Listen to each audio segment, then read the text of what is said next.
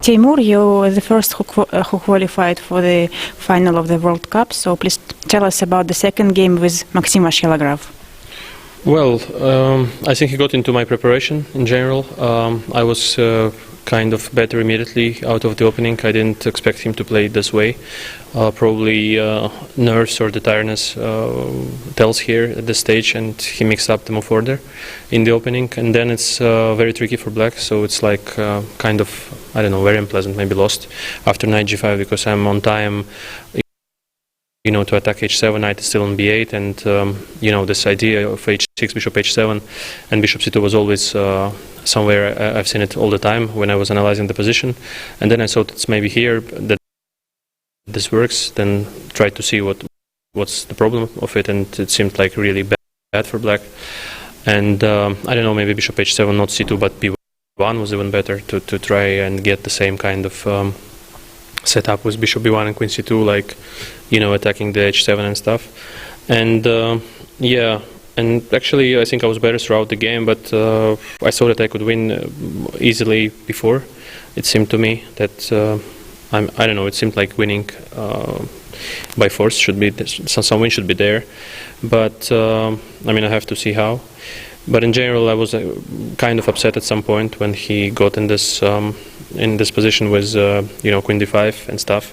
I saw that maybe he can take on g2 and he still has practical chances to save the game. The way he played was also the queens. Yeah, without the queens, and try to get into the end game, still some more chances probably from practical point of view. But still the position is very unpleasant, but I don't know, I mean, once you think that you was winning by force and then you get this, it's kind of, you know, it's kind of upsetting, so probably it would be hard to win this game. But the way he played, I was very happy, because I mean, he got into these positions where I can just move around with pawn up and pressure g7 all the time, especially when I transferred my bishop to e5. I think he had to play e5 himself at some point to try to avoid bishop f4, f5. After that, I think that his position is completely lost, and I mean, I was very happy about these maneuvers that I did at the end with this queen f2, g3 and stuff, and yeah, I think it's completely lost for black. And also there was one more trick after queen g4, when I played queen g4 instead of, I mean, after queen e7. And if he goes king f8, that was worrying me at first, that I didn't see the first win there, but probably even rook g5 wins. But there is rook takes d5, he takes d5, queen c8 check, queen e8 and bishop c5, and white wins. But okay, so overall, I mean, I was very surprised to get this out of the opening, because it was like I didn't even dream to get such a position out of the opening. And yeah, and at some point I saw that I'm already missing my chances, but fortunately he played the way, I mean, that was practically probably more easy for me to convert. Mm-hmm. But actually you have never qualified in the final of the knockout event, so but you don't look like very happy now, so what is your biggest emotion at the moment? Well, I mean, it's like, it's exhausting. I mean, it's kind of, I was very afraid that I would get into the tie breaks against Xiong. Not because he's a strong rapid or blitz player, he's of course a strong player anyway, but just this kind of, you know, this kind of exhaustion that comes here at some stage is like, you know, you try to finish it as soon as possible. So every game is like Armageddon for me after that, and especially that you have the chances, as I told you in the previous interview, I mean, somewhere it has to be decided. So I don't see a problem with classical part. If it's decided in classical part, it's even faster, and so you don't have to, you know, torture yourself and play some more like kind of match like Yu Yang-yi, for example, played against Vityugov. I mean, the person that loses at the end, I think it's like half of his life is, you know, passing by, and I mean, he's half dead man. So yeah, as we all are, but. Yeah, actually, it's this stage of exhaustion that you want to try to, you know, attack, sacrifice everything, and just finish the tournament. If you win, it's nice, but if you lose, you say, okay, fine, I don't have to be tortured anymore. But it's my point of view. Certainly, probably there are other players who will try to tell you that they're very happy people that like to play, you know, as much as they can, but. I know the real story. It's a very hard thing, and certainly psychologically it's very hard as well here, that every move can just lose the match and so on. But it's part of the professional life. So I mean, it's either you're here and you play, or just don't play chess and that's it. Which is kind of thing that I'm considering for the last 10 years. But it's always not easy, as we know that Kramnik also considered, finishing his professional career for a long time, and then it took him around 10 or 15 years or something. So it's a tricky thing. So once you start to play well, you have this illusion that it will always be with you. Then you suddenly get a lot of losses, and you simply understand who you are, and that's it. But I was having a lot of interesting games here, and so I'm very happy. A lot of interesting tiebreaks as well, and like 2 tiebreaks. Both of the tiebreaks were huge fights for me, and so generally kind of happy just to achieve kind of goal, that exists in this tournament.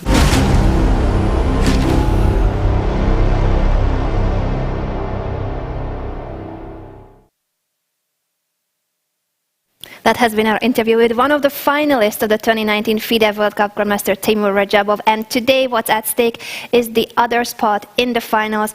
2 Chinese Grandmasters, Evgeny and Ding Liren, are here to fight for that one spot in the candidates and in the finals. The game has started, so let's waste no time, but look at the current position there. The same colors for those 2, same as in the classical game yesterday.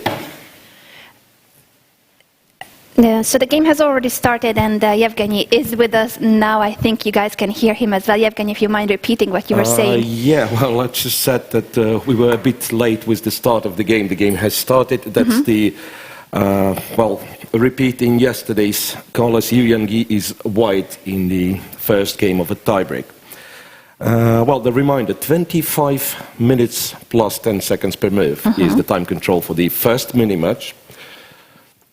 If it will be tight, we'll proceed to a shorter rapids and possibly the blitz, possibly the Armageddon, but so far it's still very much a game of chess rather than, just a speed play.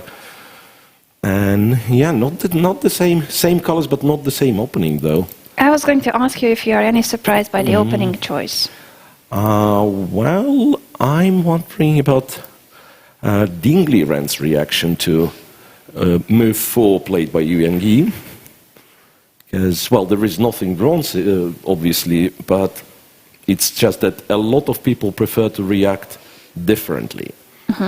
And interesting. I'm honestly not sure if I've ever seen this move order from let's say in games of Ding Liren, even though there is nothing surprising, but I believe if white plays knight f3 on move 3, so now what we have, we still don't have the board, but what we have now is the Nimza, where black goes bishop b4 and white plays knight f3, offering the possibility to go for the Rogozin defense, and I believe Ding has played it a few times, and some people do play c5 on move 4.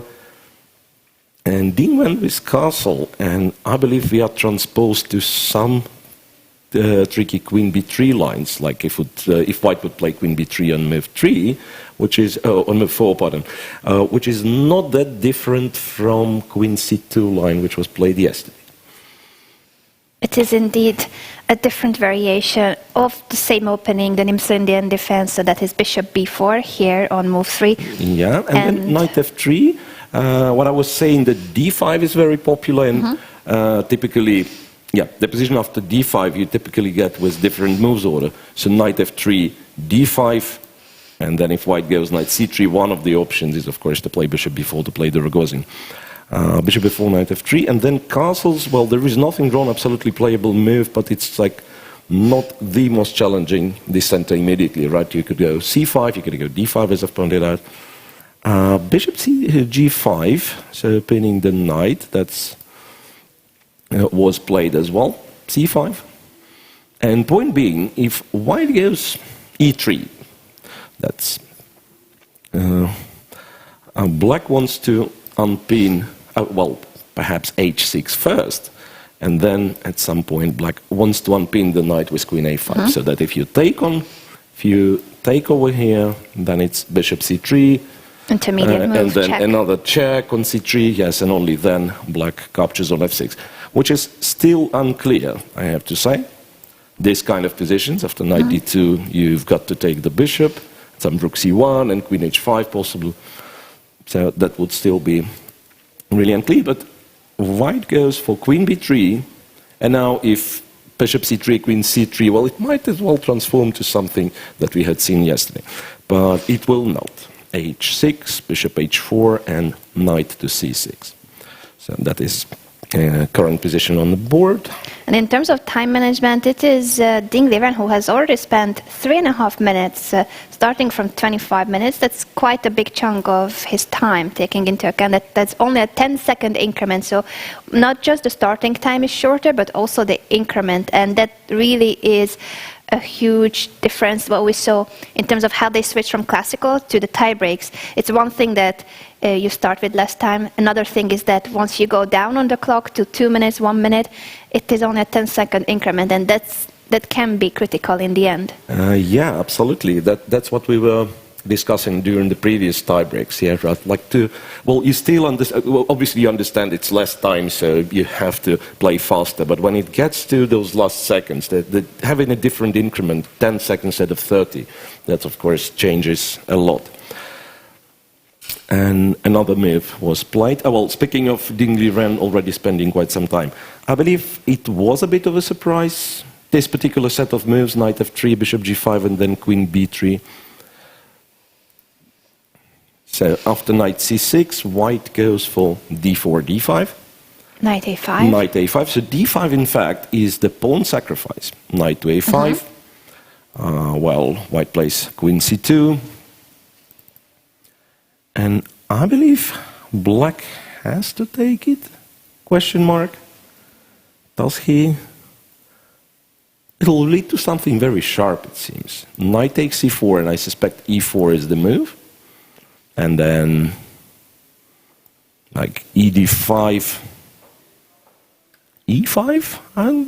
Well, or captures him. Yeah, perhaps this is white's reaction in this case.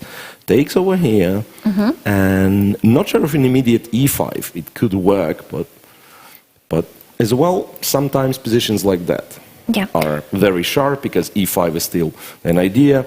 Black is, well, facing an unpleasant choice, either to take on c3 and part with his dark square bishop, or in the other way, the bishop will be out of the game if white will be able to play knight d5, so bishop will be left on b4, not doing all that much. It looks like a very promising position, and I just wanted to show that e5 was promising too, but it wouldn't have won a piece immediately. Yeah, takes. Black can either pin the pawn or play g5. Yeah. So I believe something like that would be needed in this case, even though it looks awkward. It looks really bad too. It looks really bad. So, no, but then I'm wondering what's the proper reaction for black? Could it be that black shouldn't take? Well, he goes for it. He has just captured the pawn. Yeah, we won't figure out this because he does take on c4. And e4, I believe, is the move for white. It has to be. So white has given up a pawn. What you need for it is the initiative. e4, attacking the knight, taking the center, threatening e5. Yeah, and I'm looking at various moves for black to. Could it be like sacrificing a knight? I mean, I'm not sure if it does make sense all that much. So if queen takes b2. Takes, and then say. Oh, look at that, he doesn't even push the pawn. This game has been heating up real quick. This is only move 10, castle queenside, pawn down but initiative for Yu Yangyi. So opposite castles, indeed, white does have a threat of going e4, e5 now, since he castled. The king is no longer on the e-file. And unlike the classical game, that already is, well, because both classical games between those two, they went really, really calm, right? But now... True. But in Rapid and Blitz, they have exchanged a couple of games recently as well in Rapid and Blitz, including the Sinkfield Cup, the Grand Chess Tour. That was one victory for each player. Yeah, right. Well, it was not the Sinful Cup. It's the classical tournament. But Yeah, I mean, sorry, that's the St. Louis. Yeah, well, it's the same place, the same club, calling it the same name. venue. Yeah, right. So the St. Louis Rapid and Blitz I was referring to, the Rapid game was won by Dingley Ren and the Blitz was won by Yu Yang-gi in August. Yeah, right. So castles long, and it clearly is a critical position for Dingley Ren. He has to look for the proper reaction. Now, I believe ED5 is simply terrible because of knight takes D5 and then pressure on F6. And the other knight is hanging. Yeah, it's just a disaster. So that's exactly what you don't do, but what do you do here? Some sort of bishop takes C3, perhaps? Point being, if white captures with the pawn, then I'm kind of relieved, perhaps can take it, perhaps can play queen a5, that's the other thing. Bishop takes, c3 yes. played, yeah. Bishop c3 played, and the point of bishop c3 is that after queen takes, I believe black captures over here and wants to unpin the knight by going knight e4. I was actually looking at this immediately, but it simply blunders a piece. The knight on c4 is saying. Yeah. So the black will have to take over there. And then I'm still not sure how this looks. Bishop f6, and you probably don't want to take with the pawn while queens are on the board. So you're supposed to trade the queens. Say white does it. And takes on d5. So for the time being, black is a pawn up. But it's unlikely that black can keep that pawn up with this awful pawn structure. All those weak pawns. The c5 pawn is weak, right? d6 runs into, just e3, attacking the knight. Knight moves, we take the pawn. So that'll be an unpleasant scenario for Dingley Ren. It's just quite a change to see this type of position on the board after their two classical games, which were rather solid. There were chances in the first classical game. Actually, Yu Yang-gi had chances with the black pieces because Dingley Ren missed the idea of knight d7, knight e5, as he said in the interview after the game. And then he was just happy to survive. He said he didn't see any straightforward win for black, so that was good, but he really felt like he was on the edge. The position was nice for black and the advantage, quite some advantage. Yeah, that's interesting. Like in both semifinals, players say in the interviews that we are tired and so on, and then things they are missing are surprising, right? Yeah. Like Maxime going into this worst position yesterday against Rajabov after 10 moves. Yeah. And same with Dingley Ren, one of the best players in the world, the top seed here, and then with white in 10 moves, he's ending up being worse. It definitely goes to show that this knockout system, apart from being a very lengthy tournament, it's also the nerves that every single day, as Rajabov said, feels like they are a half-dead man, and as if they had to play Armageddon all the time, because you either stay in the tournament or you need to go home the next day. Now, as for the Frenchman, Maxime Vachier-Lagrave, he will be here with us till the end of the event to play for the third place. Yeah, right. Let's not forget there will be a match for the third place, because I've almost said that the tournament is over for Frenchmen, but no, as a punishment, he stays there. Punishment and a little reward still, because we mentioned too that the third place here at the World Cup, the third place at the Grand Prix, and the second place at the Grand Swiss, they will be counted for the wild card. So there's one wild card at the candidates tournament, and it's likely that one of those three players will receive it. Yeah, so in terms of qualification for the third place, for the candidates, the match for the third place is sort of more important than the final. So you either have to win the semi-final or at least a match for the third place. If you're in the final, you play for money, you play for the title, but you are already in the candidates tournament. Yeah. Although, as we heard from Timur Rajabov, he is not sure whether he will actually play in the candidates. I hope he was joking, because once you qualify, you really want to play normally. I wasn't sure what was that supposed to mean when he said, I'm not sure. Also, he's been basically half retired for the past year. Yeah, but then it means, half retired, but still in the final of the World Cup. It just shows how strong Timur Rajabov is. Obviously. So b7, b5 was played, and that makes it different, right? So white doesn't really want to take on f6 right now. I suppose e4 is the move. no, wait. E4, and yeah, E4 is bad. It's just precisely running into what I was thinking is an idea for black to unpin the queen, right? So if bishop d8, knight c3, I believe black is just absolutely fine. Now, E4 is not a move. What's the move then? Okay, that's a question on Yu Yang-yi. And that's the first time, or rather previous move was the first time he has started to spend his time. Castle long he apparently played pretty quickly, right? Yes, so the other Castle option was e4.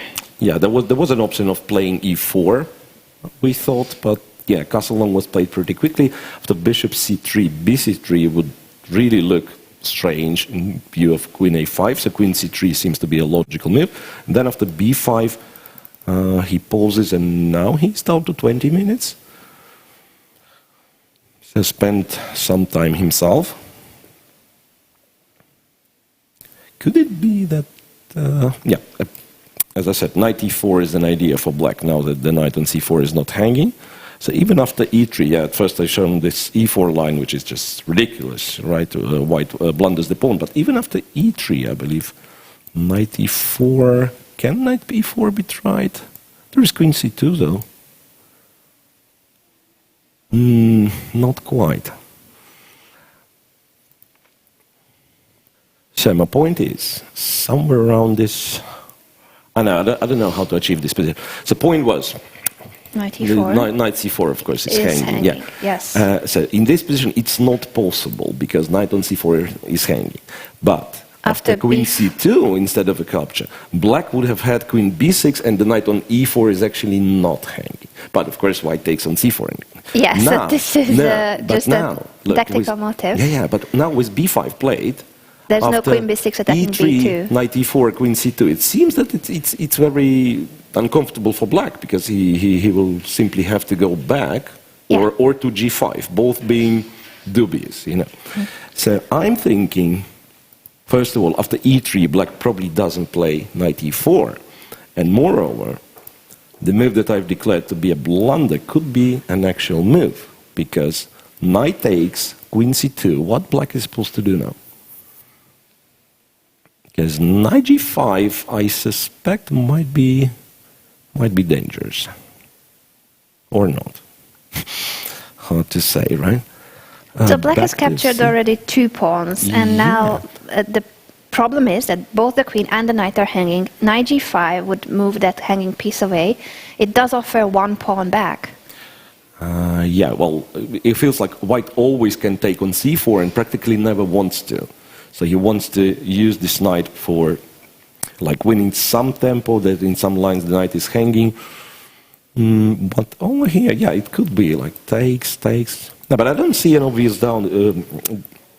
downside of putting this knight on g5. So e4 is too ambitious, but e3, knight e4, it's like weird because this looked very promising for white, and I believe it still is. It's 1 pawn only. And then I probably do this, takes, and some knight e4, knight e5 planning for f4. And the knight later on is going to take on c4. Right, but giving away another pawn for it might be too much. So if this position happens, so white doesn't have the e3 pawn on the board, then it feels a bit too much. Then what do you suggest for white instead of e4? Instead of e4. Yeah, so e3 seemingly is playable. I didn't look at this capture, but it doesn't seem to make sense. Black recaptures with the f pawn, obviously, the d pawn is pinned. I'm not sure what Yu Yang-yi meant there. Could it be that it's still an endgame? Not really, right? It is the same since black didn't take on d5. Yeah, so it's much more compact pawn structure for black. Yeah, what we showed you guys earlier was after e takes d5, this queen trade on f6. That is a whole different story because the black pawn chain is already destroyed. You see doubled and isolated pawns on the king side, and also the queen side is struggling. If black didn't take on d5, the same queen trade doesn't lead to anything similar because the pawn chain of black is still pretty compact, as Evgeny said. So that e6 pawn together with d7, f6, f7, that is holding on. It's not going to be that easy to win back the pawn. Yeah, but still, after e4, it could be that the position is playable, because if white gets the chance to take on c4 to double one more pair of black pawns, white might be doing more than okay. So, question is how black reacts right now after, yeah, it took like trade on f6. That seems to be the line.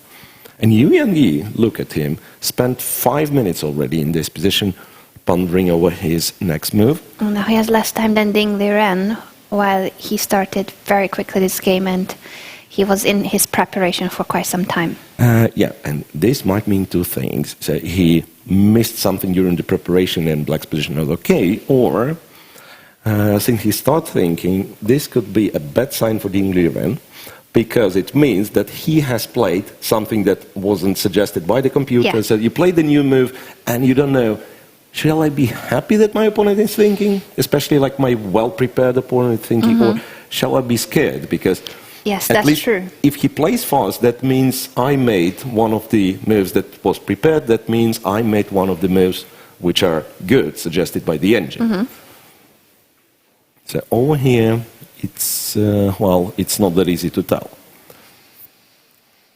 I'm curious if he will go for e4, e3, or a third option that I The did third not option was, consider. Well, bishop f6 we yeah, also the considered, third so what option. else can he think of outside these three moves? Well, I'm not sure, to be honest, because yeah, white has sacrificed the pawn. Black did taken it, and I don't really see, apart from those moves, it's like white has to react quickly. I mean, that's the thing. Like black needs a couple of moves, and then he'd be okay, not only okay, but the pawn up, right? And yeah, so I'd suggest white takes on f6. That would be my guess. How about something aggressive on the king side like g4? I'm trying to find an alternative here. Well, makes sense.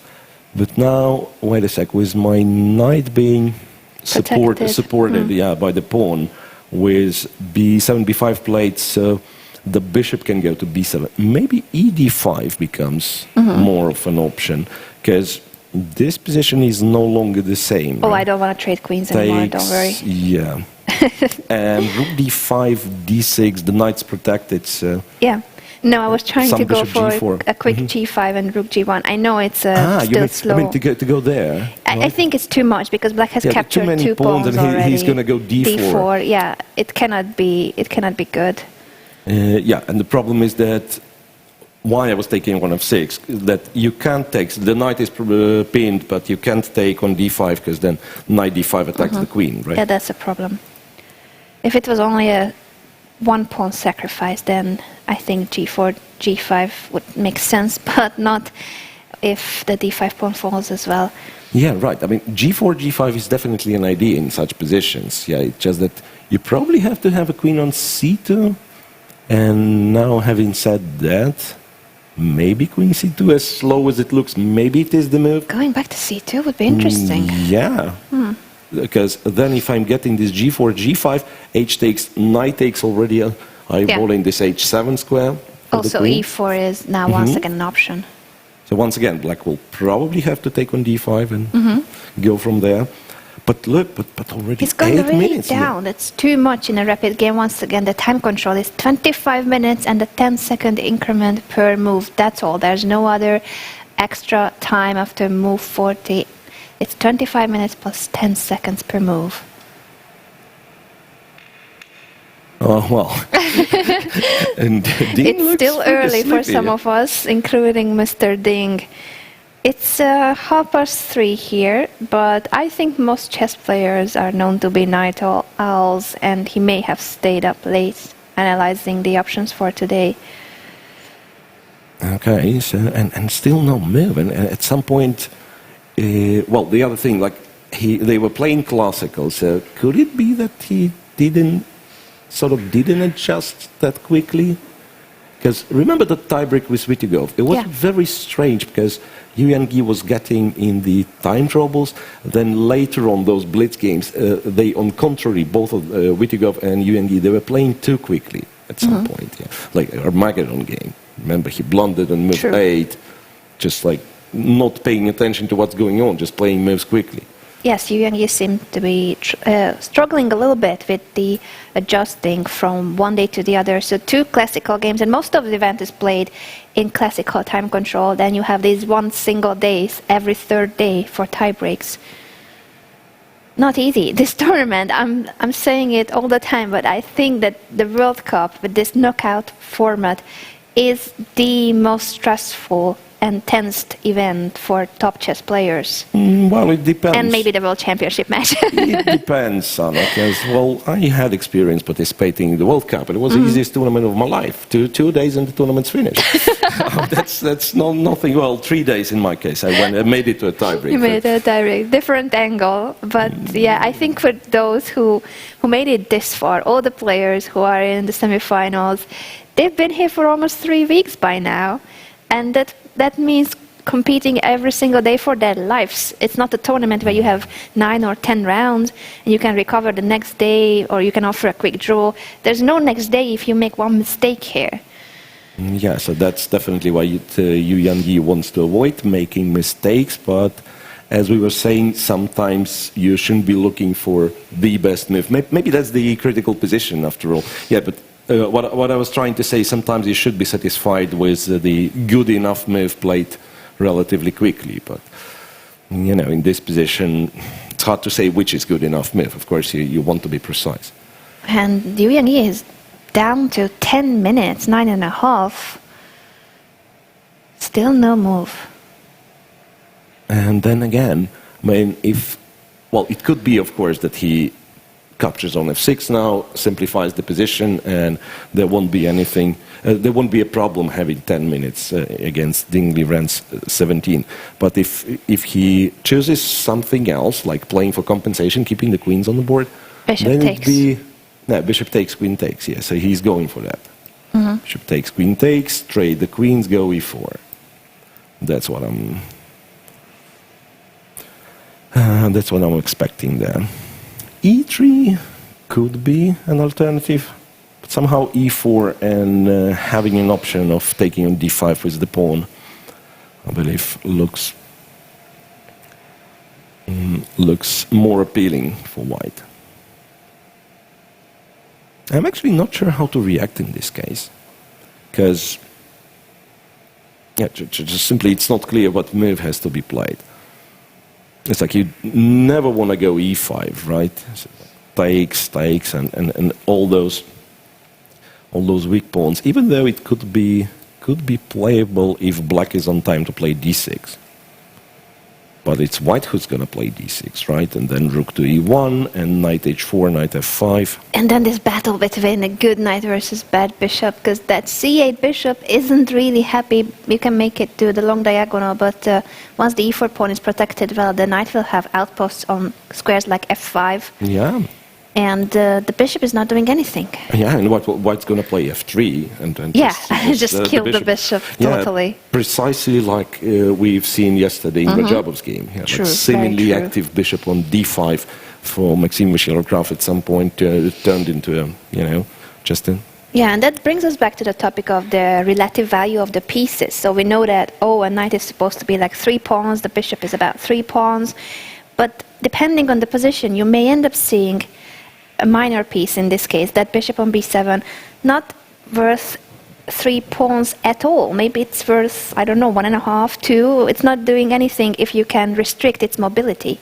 Yeah, and sometimes it would be worse than a pawn. Yes. At least pawn you could... A pawn you may promote, not your bishop. Yeah. Yeah, but there have been examples really like particularly with the bishop. Yeah, it's very hard to imagine like rook doing really nothing unless like it's in the corner. Yeah. Well, with bishops it can happen. Knights as well. Knight on the rim or in the corner, that can be a really useless piece. Yeah, like for instance this knight, black's knight in the Ruy Lopez, which goes to a5 and sometimes would go to b7 and white would play b4, like this famous Karpov games and so on. All right, so e4 finally played, and honestly, I didn't understand what he was spending time on there, because obviously after b5, that's a critical position, as we said.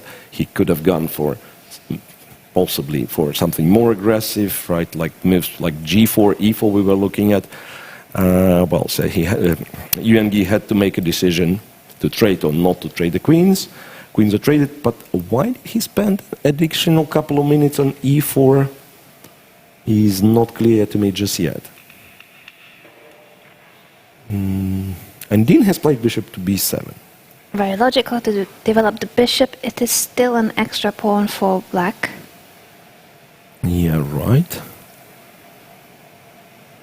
Okay, so white can try to play this and capture the pawn on b5.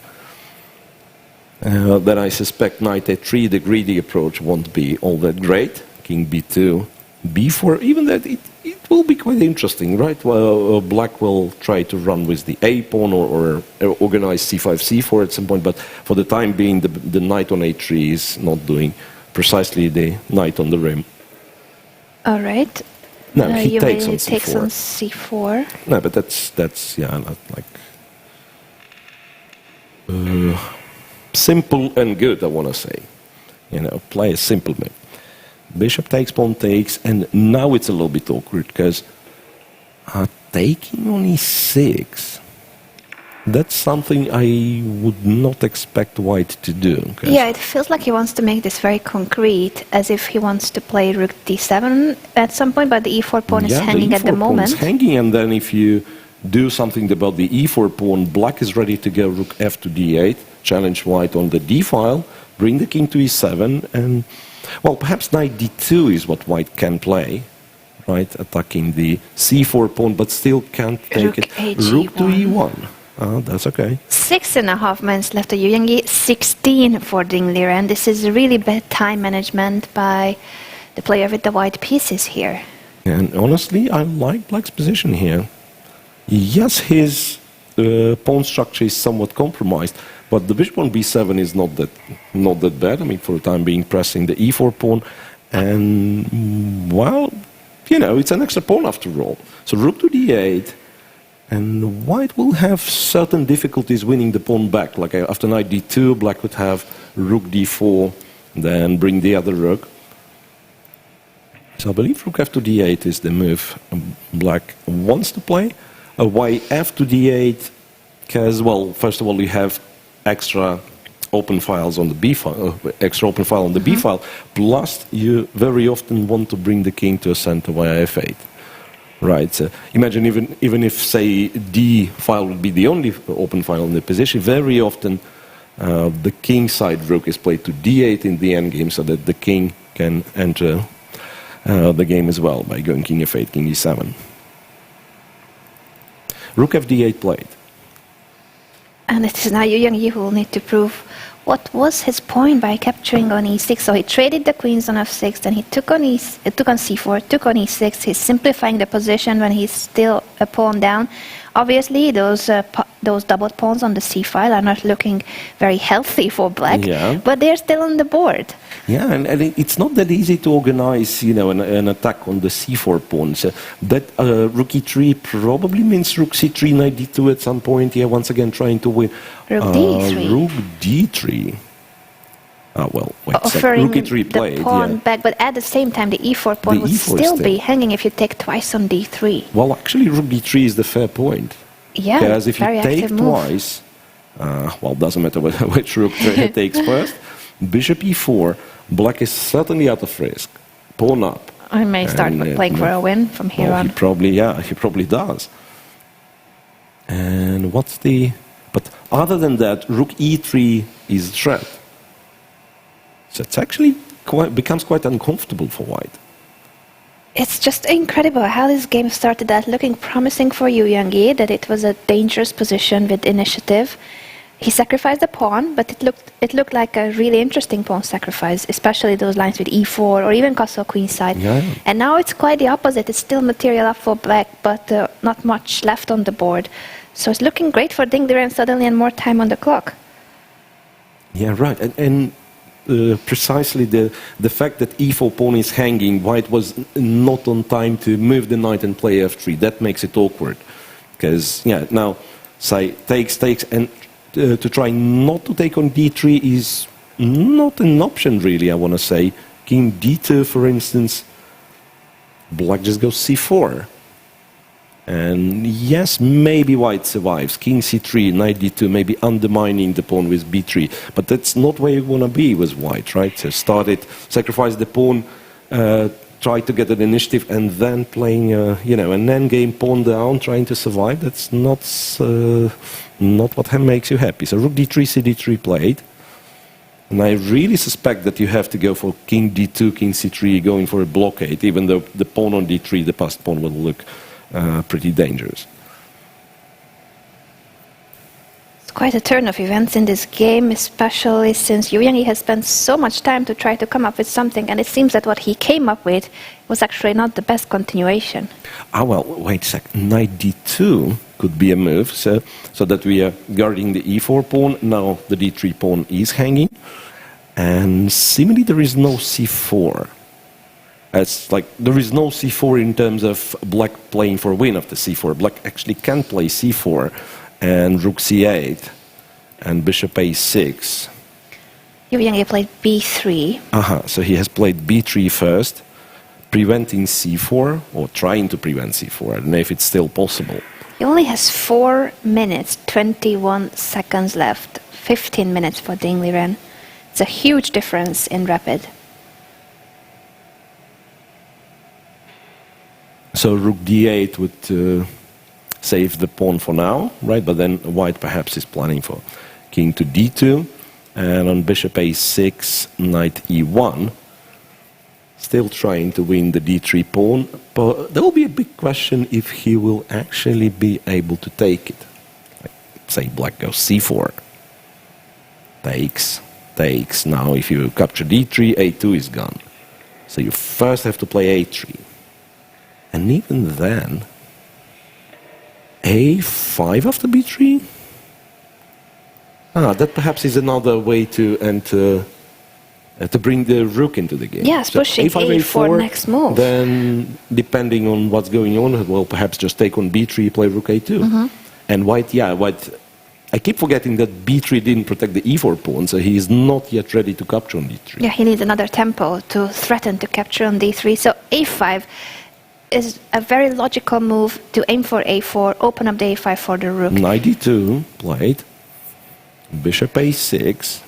And that's another purpose of the pawn push. The bishop is looking better on a6 after the pawn is on after a5. The pawn push, yeah. Well, he might still want to go a4, because even though you cannot, say white passes, a4, even though you cannot recapture on a4, but you are getting connected passed pawns. Yeah, that would be a winning position if you get c4 as well. So after bishop a6, and I believe a5 with the idea of a4, but a4 would be played, would have white gone for king d2, knight e1 setup. Then you probably play a4. But with knight d2, he says, now you can't attack the d3 pawn with the knight, so for the time being, that's bishop a6 does protect the pawn. Is that Ding Liren shaking? Or it's my vision that could it blurred. Be that camera was shaking? The camera is shaking, something or someone is shaking. Well, knight c4 seemingly wins the d3 pawn back, but after takes, rook d8 and rook d4 as the response on king d2, black would still be a pawn up. It's a rook endgame, so it's a fair chance that white survives, but pawn up, extra time, and he's got the black pieces. Look, 3 minutes left. Somehow, those rapid games, they're pretty quick. They are. So, well, he stopped a couple of times to thinking over his moves, and the time's running out. So king b2, trying to bring the king to c3 first, and then perhaps go knight c4. Well, that makes sense. So what? A4. So that was Ding Liren's decision to go for a4. King c3, I suppose. And then a takes, and a move like bishop b5 planning for rook a2 might still be very, very unpleasant. The rook goes to h3 to put pressure on the h6 pawn. So he has played rook h3, but is he in a position to capture h6? So the king is actually not planning to go to c3. What Yu Yang is trying to say, well, I'll attack your pawns on the king side and possibly take them, and my king stays on b2 to guard the a file. So if, say, takes, bishop b5, but black still is unable to bring the rook via a file. And black might have difficulties defending those pawns, because king h7, you have rook f3 attacking yet another pawn. After king g7, you give a check and then go back, attack one of the pawns. Yeah, to play for a draw at least. Yeah, so I believe white is in such position, white does want to repeat moves. Obviously, yes. This is when he needs to play for survival, get a draw in this game, and then try to hold with the black pieces in the next rapid. But it's still quite a shocker to me that even though the opening started out well for Yu Yang, he may have missed a chance to keep the initiative going, and then the pawn down just keeps staying on the board with no pieces on the board and no time on the clock. Yeah, so that's precisely how this game proceeds. King h7, rook to f3. So now, what do we do? Is it ever f5? And if white takes e5, returning the pawn back, but hoping to support your d3 pawn, or it's too perhaps it's too ambitious, right? So I wouldn't mind having the pawn on e4, but perhaps it's not getting there. So white would play rook e3, then f3. No, probably f5 is too much. Could it be that they'll just finish with yet another draw? No, well, no. Red doesn't want take it. on b3 first. Yeah, and then we'll see ab3 played pretty quickly. So king g7, rook g3. Oh, well, rook g8. That does make sense. Counter-attack. So if the pawn is taken... Yeah, so if rook f6, I believe rook g2 is played. And even the rook takes a7 is check. F7, the king will attack the rook. King g6, yeah, and then one of the pawns goes away. Yeah, well, we have this position on the board. And that still will be an extra pawn for black with the d3 postpawn. Oh, but the rook, rook the rook can attack the bishop. And then he is still on time to take on f2, attacking the That's knight. Nice, yes. King c3, but now it's a problem for black that his bishop is actually not that great on a6. Might be pursued by the rook. But you go bishop b5, and perhaps after rook a5 you start giving both those pawns away, betting on the h pawn. Like you go bishop e8, rook c5, and we might be up to see a pawn's race. So white plays the b pawn forward, black is running with the h pawn. Usually those rook pawns are very hard for the side with the knight to stop. Yeah, knight is terribly bad stopping the rook pawns. Only 2.5 minutes left for Yu Yang, still 12.5 for Ding Liren. A reminder that the increment is only 10 seconds per move. There's no extra time, so just 10 seconds per move. Yeah, we'll see. And now that I'm thinking, so this rook takes king c3. Could it be that he'll... no. So you can proceed the bishop all the time, like rook b7, let's say if bishop c6, rook c7, but after bishop e8 and rook e7, bishop has a square on f7, so it won't be the repetition like that for white. But maybe that's just a playable position after rook a7. Because after all, he seemingly does win one of the pawns, if not both of them. And actually, after rook f2, I didn't consider this one at first, but it could be that he can go for a rook endgame. So check over there, king to c3, and then d3 pawns weak and e6 pawns weak. Yeah. So after this capture, well, it's actually material equal and should be good enough for a draw, right? Even though perhaps the h pawn is still a bit more dangerous than the e pawn, but white should be able to hold the draw. Ding Liren will go for the plan that you showed first, that he tries to keep the bishop on the board. It will be 2 pawns versus 2 pawns, but the so h he's not pawn taking will on run. f2, yeah. That's why he didn't take on f2. Rook to a5. And yeah, and in order to play for a win, black, of course, needs to go for bishop e8. Yeah, and after bishop e8, there is still no way for white to keep the f pawn on the board. And after, say, rook c5, black does take both f2 and the h2.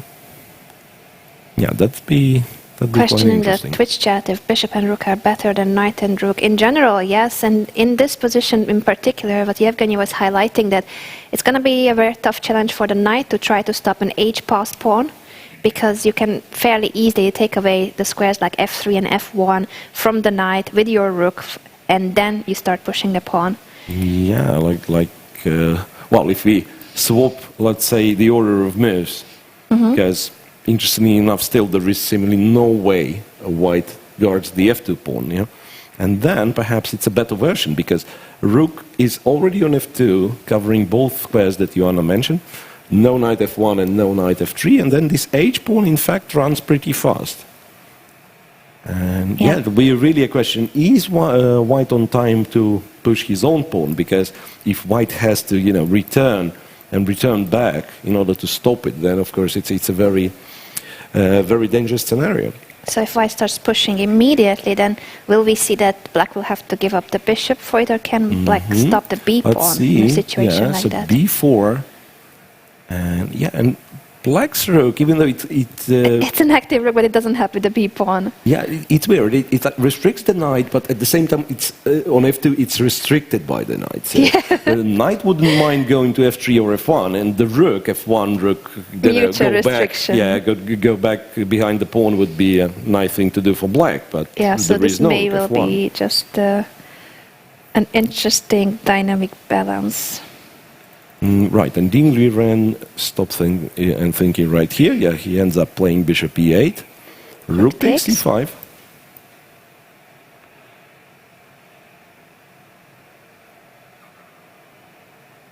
Okay, and now it's a choice. I believe both pawns have to be captured this way or another, so it's just a choice. Which one do you take first? Or, no, I don't see any alternative to it. It's between rook f2 and rook h2. Yeah, but this b pawn, once again, in this line after rook h2, king c3, rook f2, b4, the b pawn might be dangerous. So you go there. White goes b5, yeah? h4, b6, and how do we stop the pawn? Does it mean that we had to take it on b5? But then I'm not sure if black has enough for a draw. Yeah, well... It's quite an early stage to give up the bishop. Yeah, we wish we could give it up a bit later, but the e8 bishop is poor. Yeah, it's like you go h3, b7, that's the moment you take on b7. That would be a very nice scenario. But yeah, there is no... After b6, I don't really actually see. I mean, you can play rook f7, but that's not how you win the game, I'm afraid. The rook f7, yeah, because this pawn can be stopped? Question mark. So but what if I play knight f3? Oh, you will have... Oh, and a handshake. Wow, that was unexpected. That was... why is that? The arbiters are confused themselves. Yeah, it's move 30 for white, rook takes c5. So they had to complete full 30 moves, and only on move 31. That's why arbiters made them to play 2 moves more. Well, it's a very interesting game, but to be honest, a somewhat surprising finish, because we thought the position was still full of life, but of course players might have seen further than we did, and perhaps there is the way to simplify the position. So draw is white for Yu Yangyi, and Dingley Ren will have the white pieces in the second game. However, judging from the classical, there wasn't much of an advantage, and on the contrary, he got into trouble with the white pieces. That's true. It seems that in these games it was black who had somewhat of a better position in this mini-match in the classical, and now in the rapid too. Dingley Ren had chances with the black pieces. We shall see what he comes up with in the next game. They have a short break now before the next rapid game begins. I think soon we will know the exact starting time of the game. In the meantime, we could have a look at some of the critical moments in this game. Well, so I believe mostly for those who are interested in analyzing this game, guys, it's really recommended to check the opening, and was really castle long. Yeah, so that's an interesting pawn sacrifice, of course, after knight c6, right? So d5, and allowing knight a5. yeah, and maybe before that, like to play a move like knight c6, you are obviously asking for d5, yeah, because could be that black has various other moves, but knight c6 is perhaps the most principled, but at the same time connected with some risk that after you take on c4, white either castles long or goes to what we were looking at, e4, and yeah, black might run into trouble. So castles, Here bishop an c3. option we were looking at after knight takes c4 was It e4. was e2, e4, yeah. Which is interesting. We don't know if there are games for this position. Yeah, it would like- be interesting to check it. Yeah, immediately attacking the knight on c4, right? It's a very straightforward move, and it will be a question whether that would have been an improvement or not. Yeah, and after castles, there's b5. That's another turning point, let's say, where white, Evgeny spent quite a lot of time there. And possibly his play with bishop f6, swapping the bishop for the knight and the queens, possibly wasn't the best way to play it, because what we had seen later on in the game. Or another questionable moment, of course, could he keep the pawn on d5? Maybe Yes. still, once again. 'Cause This trade on e6 was strange. this felt like maybe we overestimated. Maybe it's fine for white, but after you take on e6, you no longer play for an advantage, right? So d6, d6, possibly white is still fine, but not a sign of an advantage after those pawns are swapped. Yeah, a question in the Twitch chat if g5 was possible instead of bishop takes c3, but that's with the queens on the board still, isn't it? G5 is usually G5. something that's really scary looking if you have so Yeah. many pieces on the board, so your king is becoming a real target. I'm not sure. I mean, you have to start looking at moves like knight g5 in such positions, right? Takes, and this spin. I mean, I'm not sure if it really does work here, but because bishop c3, and regrettably you can't take with the queen, which would be would actually win the game if not for knight e4. Yeah, so Maybe g5. tactically it's interesting. G5. Yeah, but even if he moves the bishop to g3, do you really want to play this one? Being a pawn up, but having committed to play g7, g5? Yeah. That's a question. So typically this is not what you do in such positions. Well, h6, g5 is a typical reaction in the Nimzo if white goes for bishop g5, but before castle short. I agree. It's like Yeah, if this is too dangerous. knight f3, wait a sec, how it's played? The b6 line, right? And then, in case of bishop g5, bishop b7, e3, black actually does get, well, not h5 obviously, h5 would have been terrible. h6, and in case of bishop h4, g5, and knight e4, that's a theoretical position, which was played, and I believe gives black decent chances. But not when your king is already castle short. I fully agree with you. And later on, what we were wondering about is this moment when Evgeny decided to take on c4, take on e6, simplify the position. He still had a pawn down, and it wasn't easy for him to get it back because of the e4 pawn also hanging. Rook e3, rook d3 is a really nice move, pointing out that white cannot take twice on d3 because of the e4 pawn. Yeah, but perhaps his reaction, after all, was a correct reaction over there. So just put the pawn on b3, knight d2, block the extra pawn, go king b2 to cover the a file. That's what happened, right?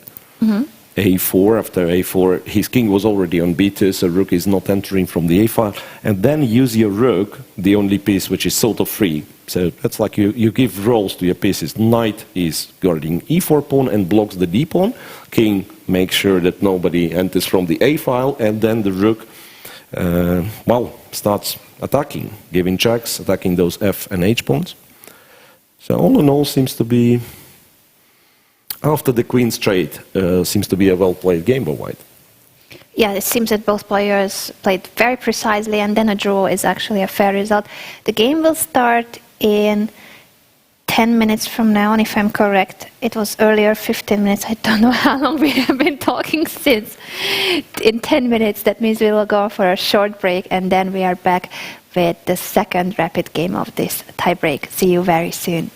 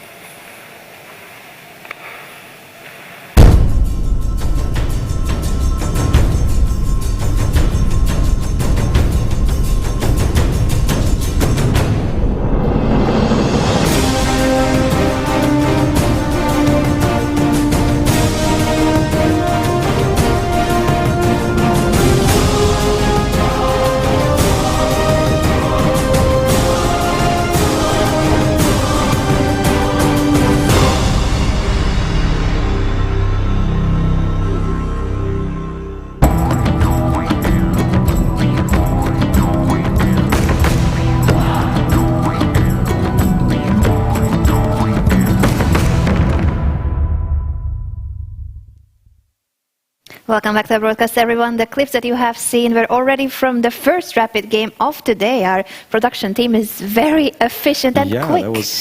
That was a bit surprising because I didn't realize first. I thought, did the game start? Yeah, well, just to see that it's Yu Yang playing with the white pieces. That means that's a clip from the previous game. Highlights from the previous game, which was an exciting draw. It seemed promising from the opening for Yu Yang, an initiative for a sacrificed pawn, but then he may not have found the best way to continue. Right, and then we actually thought that possibly Dingley Ren will try to play for a win, which he did, but Yu Yang was precise, stopping the initiative, and perhaps, at the end, draw was a fair result. So now, the game starts in a minute or so. Dingley Ren will have the white pieces, and I'm curious to see what opening he's going to play, because his English opening in game 1 of Classical didn't really work out for him. He got himself into trouble. It's a quick reminder on what happened 2 days ago, that Dingley Ren with the white pieces made an opening novelty with knight c3, probably without knowing that it was a novelty. And he got himself into quite a big trouble and the worst position out of just the first 11-12 moves of that game. Nevertheless, he goes for 1 c4, so perhaps ready to repeat the line. Not really second knight c3, not repeating the game 1 of the Classical, because their g2, g3 was played, and they play, not very common, but playable, absolutely playable line with second move bishop b4, and after knight d5, black went for a7, a5.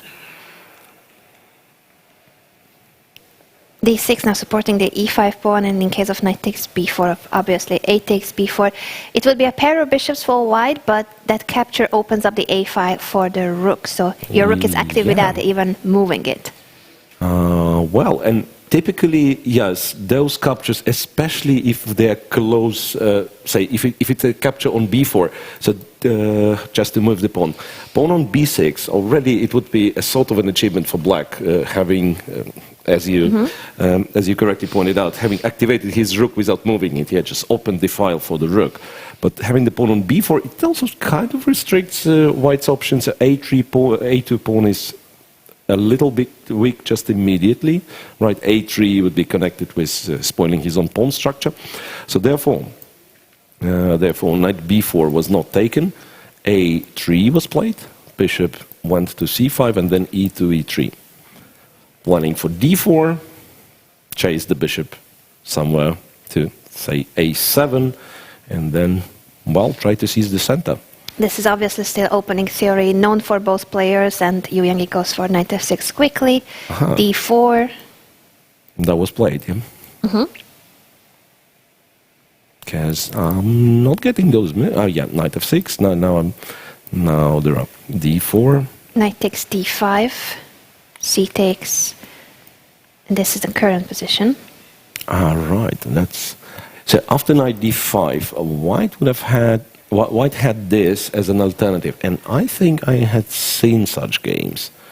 Knight goes back to f6, c takes, and the structure would be nice for white if he would be able to, to finish the development and would be able on time to stop d6, d5, which he is not. So black very quickly goes bishop e6, knight c6, castle short, and then d5. What happened in the game? Let's just check if we can have another camera angle. I think that would be better. Pawn takes, that's the position. Oh, right. Because knight takes d4 would be a typical position for such lines, where white seemingly has the better structures. It's some sort of like you have in a modern Benoni, right? The semi-open file for black on the E file, semi-open file on the C file, but unlike the Benoni, in a Benoni the pawn is on C5, while here it's on C7. It would be a bit weak. Yeah, now a couple of moves have happened, so let's just catch up with them. So takes, bishop to b6, bishop g5 attacking the queen. Provoking f6, which was played. So queen d7 would be terribly awkward, right? Yeah. First of all, the queen on d7 the only square for the queen. And then a check, and you will have to go to f8 as well. So therefore, bishop g5, f6, bishop e3. I believe Yu Yang has already played his next move. Or did he? That's the last position I have, after bishop e3 and black being to move. I'd love to see the board, but we're getting all the different camera angles. On the players, but not on the board. Yeah. So what has happened? White takes serious strategic risk by doubling the d-pawns, but for the time being, the bishop on b6 is out of play, right? Plus f7, f6, of course, is the commitment. So it will be all round white trying to use the, how to say, the dynamic advantages, right? So the initiative, possibly weaknesses of those squares, and the static advantage of those pawns being doubled and therefore weak, it will be in black's favor. So if black, say, survives, simplifies a little, survives till the late game, till the end game, then of course black's chances will be fine. Castle short, bishop d3, and Anna, I'm worried a bit about this king on g8. Me too, but apparently there are still games for this position. And thank you so much, Lorinda, for the information. So that is played, yeah? That was played, I mean. It is following a Cheparinov Li Chao game from 2018, and that ended in a draw. Li Chao, a teammate of both Yu Yangyi and Ding Liren in the Olympic team of China. Well, he was a part of this winning Olympic team. Yeah, when they won the Olympiad for the first time, right? They did. Mm-hmm. And since then they repeated. They got 2 Olympic golds recently. That's quite an impressive achievement by the Chinese Olympic team. I believe they often train together too, the Chinese players. Yeah. Especially for those team competitions, so it's quite unpleasant that they need to face each other. Yeah, that's a rough time, right? Playing each other. The player whom you typically training with. Yeah, but it happened also in the case of Timur Rajabov, who had to knock out his compatriot and teammate and friend Shahryar Mamedyarov. All right, so we have one more move played. It was bishop d3, f5, and queen went to c2. Right, and that makes it a bit awkward for black, because black wouldn't mind going knight d7, f6, but that drops the f5 pawn. However, now that I'm thinking, could it be that it's still a move? So knight to d7, bishop takes knight to f6, and I thought if the bishops are swapped, that black probably wins back the d5 pawn, but white perhaps just keeps the bishop on the board, and that's awkward. And it's problematic that once you take on d5, there can be pins. Well, first of all, the h7 pawn and the a2 g8 diagonal. Yeah. So, but if knight d7 is not available, that means black will have to make more commitments. You probably don't want to play g6, which would protect the f5 pawn, but extra weaknesses plus potential for h4, h5. Invite h4, h5. Yeah, so something like queen f6, but then again you're running under tempi. Even if it's a theoretical position, I'm not sure if it's a good one for black. I'm being corrected that it's not Li Chao but Li Shilong. I did forget that there are a couple of Chinese grandmasters with the surname Li, or grandmasters are strong players. China has many strong players, obviously. Even Li Chao, the one we were referring to, his name is actually Li Chao B. So they put there a B because there must be another Li Chao who also plays chess. So Li Chao B is on the Olympic team together with Ding Liren and Yu Yangyi. Yeah, he may not be a grandmaster. Li Chao B is a grandmaster. Right, and speaking of successes in team competitions for Team China, I remember when they won an Olympiad for a second time, there was a lot of discussion, like, it's about the time for them to have, great individual result in the men's competitions. Because Chinese women players always been like a powerhouse for a very long history already. With the current women's world champion being Chinese. Absolutely. Then a lot of team events won in both women's and men's section. And then last year was the first time China got their representative in the candidates tournament. Right? In the candidates. And the first time that a Chinese grandmaster crossed the 2800 rating barrier. So Ding Liren was both the player in the candidates and also who crossed 2800 for the first time ever in Chinese chess history. Currently, he's the world number 3 in rapid. I was also checking the rapid ratings for a moment. Ding Liren on the rapid rating list is world number 5, and Yu Yangyi is world number 9. As we said, they played last time in August against each other at the St. Louis Rapid and Blitz. The rapid was won by Ding Liren and the Blitz by Yu Yangyi. Yeah, and I'm trying to take a peek at your screen just to see how what's the gap between those two by rating. It's mere 15 elo points. In rapid, it's really nothing. Yes, it's really, really nothing. I wonder about the Blitz rating. I'm going to check that too. And you know, Anna, 97, even though we were not sure if it is a good move, it was played. And I'm curious if it's still the opening analysis or... well, that's the first time Yu Yangyi spent a few minutes. I'm going to check that game myself if I can find it. And just a quick information that according to the recent Blitz rating list, Ding Liren is world number 2 and Yu Yangyi is world number 8. Yeah, that's what happens if you win when you win the Blitz tiebreak against Magnus Carlsen. You go up on the rating list, which is logical. So Bishop f5, Knight f6, and what did I say? Bishop d3, and it looks bad for black. That's what I said. I'm ready to stay by it. I don't see how it works for Yu Yangyi right now, unless something with Queen e5. Queen e8 and Queen h5 will be played. Yeah, Neil is here. Neil, aka Lorinda, is always here to help us. He's saying that the previous game was with h6 on move 13 by black. Thank you so much for the information. And no worries about the Li Shilong or Li Chao. That was my assumption that it must have been Li Chao. So h7, h6. Yeah, which makes sense because then black would look for f5, f4. That'd be, of course, very committal decision again because of the light square weaknesses. But how about our game where knight d7, bishop f5, knight f6, black sacrifices the pawn. So Yu Yangyi once again is a pawn down. The second consecutive rapid game. He sacrificed in game 1, and now he, I believe, under a bit different circumstances because now he had to sacrifice the pawn in order to develop the pieces. In the previous game, he was planning to get like strong initiative. Now it's not that clear what he's getting for it. Knight g5 could be an option. What he's planning to do after knight g5? So very straightforward. Bishop h7 check, you know. And if bishop takes, queen takes happens. Once again, the knight can't move because of queen h7, and white is threatening knight e6 or queen e6. That actually does look very nice for white. So I'm looking at knight g5.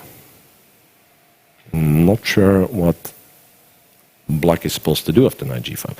So Ding Liren spots the critical moment, and he himself has started to think, which kind of brings me to a suspicion that it wasn't, knight d7 wasn't the move he looked at home at. Yes, h6 was there the previous game, and instead he retreats with the bishop to d3. So knight f6, bishop d3. That's what was my original intention for white. So. Do not trade the bishops. You keep the idea of knight g5.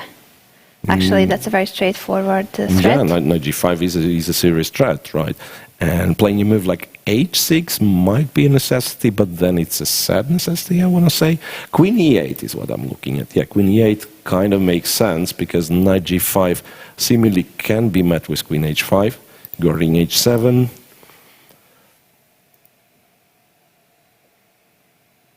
Bishop takes h7 does seem to be a threat, so bishop d4 looks awkward, right?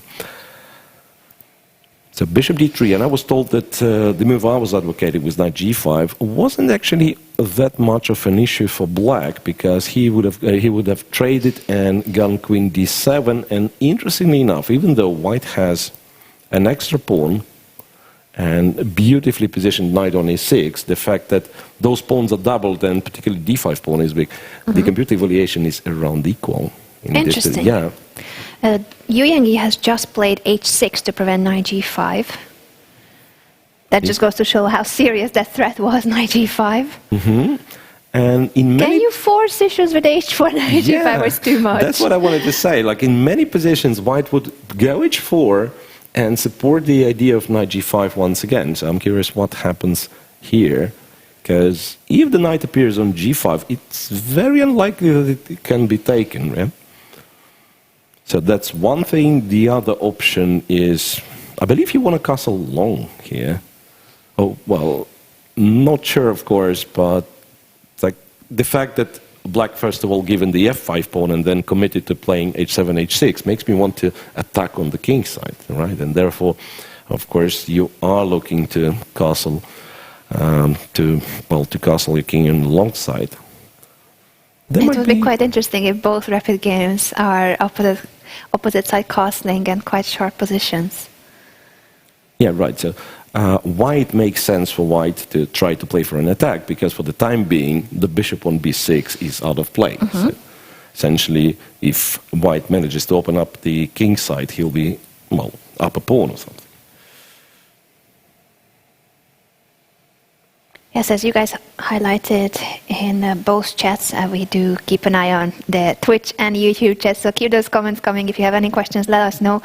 It is true that the f6 knight at the moment is doing a good job defending the black king, so that's why the queen-bishop battery of white is not that harmful, and therefore knight g5, bringing another piece into the attack, was the idea of white. It has just been prevented by h6, and we are looking at options of keeping the attack going, or the initiative with h4. Go h4, go knight g5. It's so easy. So easy to sacrifice when those are not your pieces, right? I agree. When we can sacrifice other players' pieces and also take back the moves if we don't like them. Knight h4 was mentioned by Ghost in the Twitch chat, so well done. You guys, Dingliren's move heading toward g6. Yeah, and I was told that knight h4 is actually a very interesting try. Seemingly black holds, but the variations are supposedly very, very sharp. What could be those sharp variations? Knight takes d5, seriously? Saying that the house is not on fire. Well, he wanted this pawn. He does so want he got it, yeah. So he got it, but how about this check? Is it an exchange sacrifice after king h8? But can he even check sacrifice here, an exchange? king takes, goes to g8. Yeah. I mean, I wasn't sure. Barely survives. Queen h7 doesn't really work, it seems, right? Or it might. Check on g7. White at least has a perpetual, and what black has is the bishop on offside and the king, which is constantly under checks. So even this might work, because I actually thought over here, if you don't have queen h7, you might be not that comfortable, because then you have to move the knight, and black starts queen f6. This knight on g6 might be in danger, in fact. Queen f6, then c6, and so on. So that would mean a minor piece for the rook. I'm trying to count the number of pawns. Yeah, so once again, we go through these lines. It's a check, followed by check. Pawns are equal for the time being. So it's a clear exchange sacrifice, but the threat of bishop f5 is somewhat annoying. Plus, in some positions, d4 pawn might be gone. The thing, however, is that I know that was ridiculous. I was thinking of king f7 as an alternative, but I want to stop right here. Yes, I want to stop right here. I mean, having the king on e7, no, not really. So and with no material sacrificed, just this pawn on d5. Once again, kind of a discussion we had about Rajabov's game. Yeah, when you have an attractive attacking position and you didn't sacrifice anything for that immediately means that something went wrong for your opponent. So king f7 is never a move. I believe after bishop h7 check, king to h8, black will be ready to enter this variation when he sacrifices an exchange. And Dingliren is thinking, but I don't really think he has a way back after have played knight h4 and black went for knight d5, because what they do, it's like knight on g6, you can play it immediately, but it still feels somewhat misplaced here, not to mention that black has an intermediate move, knight takes e3, right? Returning the knight back to f3, that's sad. So feeling is he has to enter this variation with bishop h7. So let's see, roughly equal time on the clock for the players. But what a position. I'm loving how these games are going, both of them. The first one was already very exciting, and this one is even sharper. So bishop h7 is our main move, and after king h8, knight g6 is very forcing. White is winning an exchange in that position. Yeah, once again, and I was told knight d5 is the first choice of an engine, so that means very likely it's a preparation. Can it still be the preparation of Evgeny? Well, it's true that he improved on the game that we were told about, the Cheparinov Li Shilong game. So that was h6 on move 13, and this was Evgeny's improvement, going knight d7. Yeah, and knight d7 indeed. It's a very forcing line, it seems. Knight d7. If white doesn't take on f5, then what for? He just attacked this pawn, right? So knight f6 coming there anyway. So therefore, bishop f5, knight f6, then bishop d3 is one of the logical moves. As we said, knight g5 being a threat. After h6, of course, if you reached this position in your preparation, one of the things you check is knight h4. Seemingly indirectly protecting the d5 pawn, which cannot be taken because white wins an exchange. That's what you might think, but now knight d5 played. So let's see one more time that very straightforward line with bishop h7, king h8, knight g6. White grabs the rook with a check, double check. It's almost mate. King g8 is the only move. Yeah, it's like for a second I thought, is this a perpetual if white wants it? No, but he has it later on. No, that's silly. Yeah, king g8. King h8 would be mated 1. Sorry for interrupting you. Check here, and what do we do? So black has 2 minor pieces for the rook, with white having a potential perpetual check if he wants to repeat moves. Maybe more than perpetual? That's the question. Is there more? But if Evgeny goes for this, being pretty confident that he can, does it mean that it's only equal? What do I miss, Anna? Can you tell me what do I miss? Because it looks so bad, but to be honest, I'm looking it looks at it, really bad. Yes, I mean 2 pieces for the rook, but king e8, it's queen g8, and I'm winning the knight. We're gonna see that it's happening. Knight g6 so check. Does it mean he has to go to e6 in this position?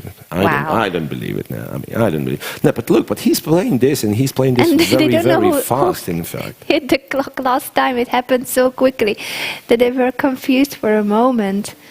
King g8 already played. How is that? Can it be that some... No, I mean, I'm looking for an alternative. You got to take this knight on f8. It's just that I thought, could it be king f7, but then bishop h6. You know, even though bishop h6, queen f8 guards g7, the knight... Yeah, I kind of... He did not play queen h7, but goes knight g6, so keeps the material. Really? Exchange up for white. Does it mean that indeed king f7 would be the move in this position? Sometimes, you know, if the king is on a light square, that would be the refutation, right? Takes the queen and then bishop check and take the queen. Yeah, but not here. So after queen h8, black would have to go for king e7, queen g7. I don't understand what's going on, why he didn't play this. So Dingley went for knight g6, and seemingly not being bothered to calculate too much, right? So he briefly considered queen h7 and found some refutation, or maybe he knew it. Could it be both prepared? I'm wondering if anyone is still in their preparations, but let's just check the current position, which is material up for white. So it's black who will have to prove what he has. Knight back to g6. And what did I say? Queen f6 as the move? Yeah, but I'm of course not sure if it's the best. Certainly not the only move in the position. And this is mysterious.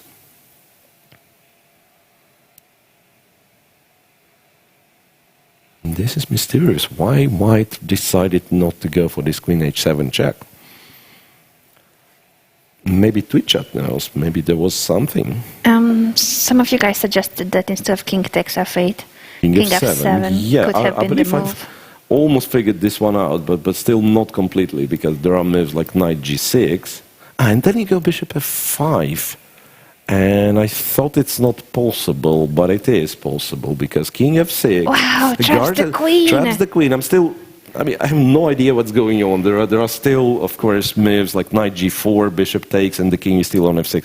But it wouldn't be it would be very, very sharp. And I believe by that time, Evgeny is clearly prepared. I mean, you don't go for this position quickly. Right? Yes. Knight h4, knight d5 was played at tempo after knight h4. Neil has confirmed in the chat that indeed after queen h7 check, king f7, the evaluation of the engine is that black is winning. Black is winning after king f7? Wow. Because I still thought that this should be some sort of perpetual check for white, but no, black is winning. So they both play, in fact, the best moves there. And this seems to be a brilliant preparation by Evgeny, giving up the exchange, but there's compensation. So minus 3.5 would have been that position after king f7. That's impressive. So queen to e4, keeping the knight on g6 protected, attacking the knight on d5, and after, bishop e6 played. Okay. And there is a possibility which white probably should take to go knight f4, takes, swap the queens, but I'm not sure what kind of position that one is. Could it be that black is just better with one pawn for an exchange, but very powerful bishops? Mm-hmm.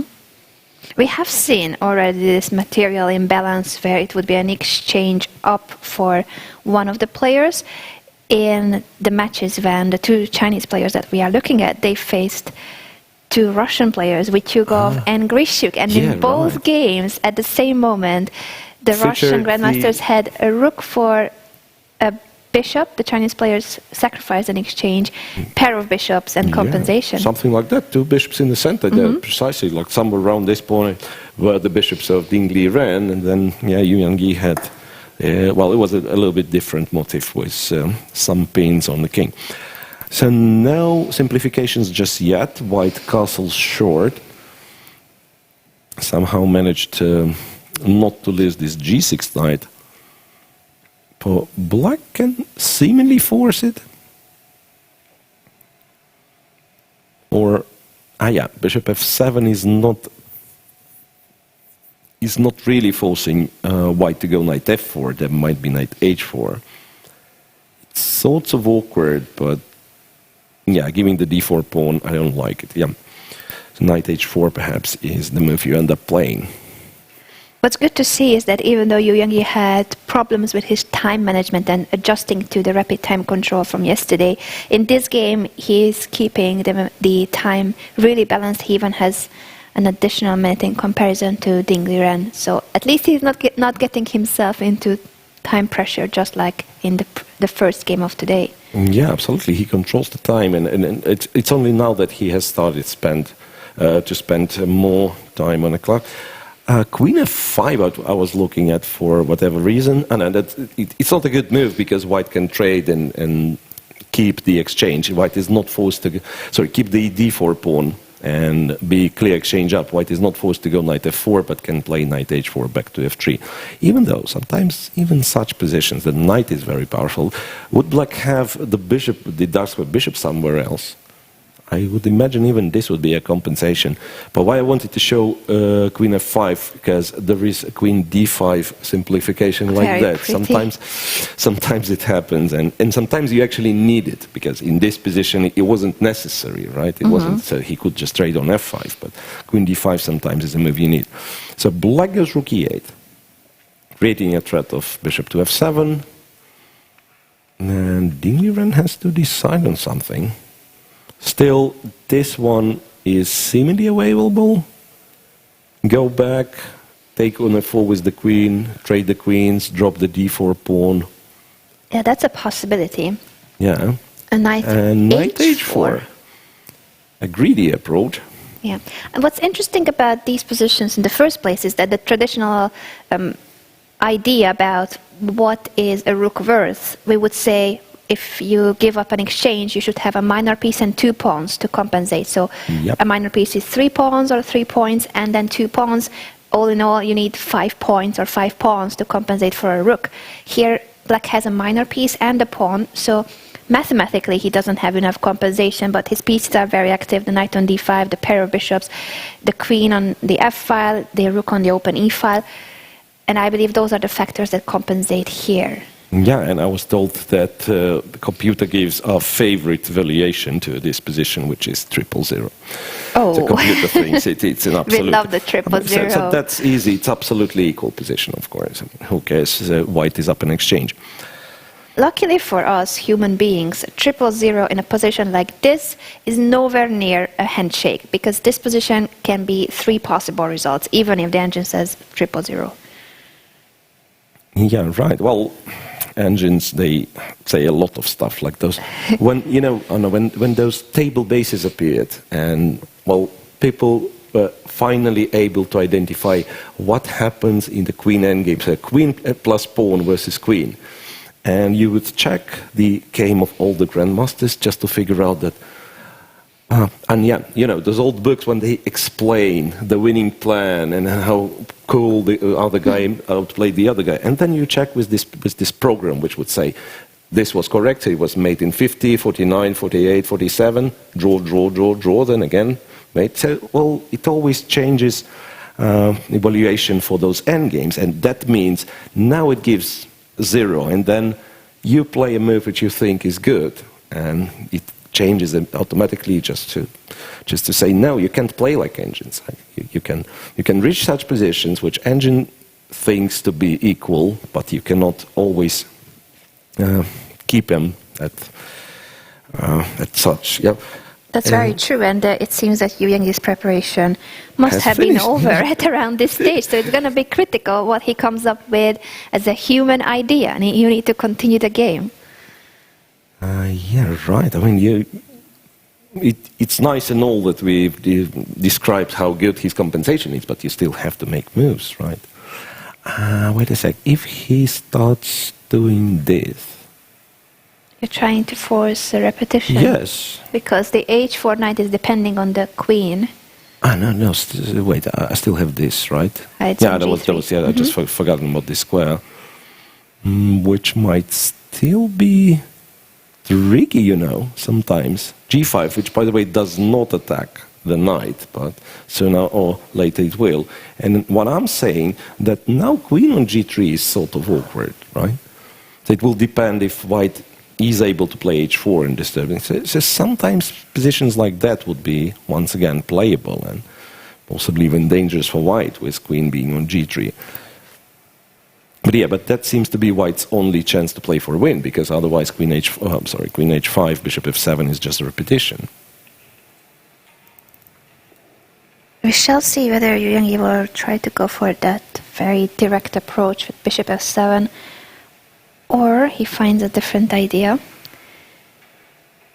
This is a critical moment, because if he doesn't continue the best way, the engine way, it may change the evaluation of the position from that 000 to plus for white favor. Yeah.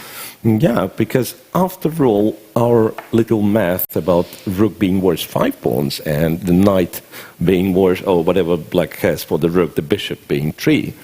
Plus a pawn, so that's 4 points or four pawns. So it stays, right? It stays on. It's like the dynamic factor. Indeed. It kind of adds in black's favor so that it does compensate for the rook. But if the position opens, if a couple of pieces will trade, then yeah, that's the rook, and it's more than the bishop.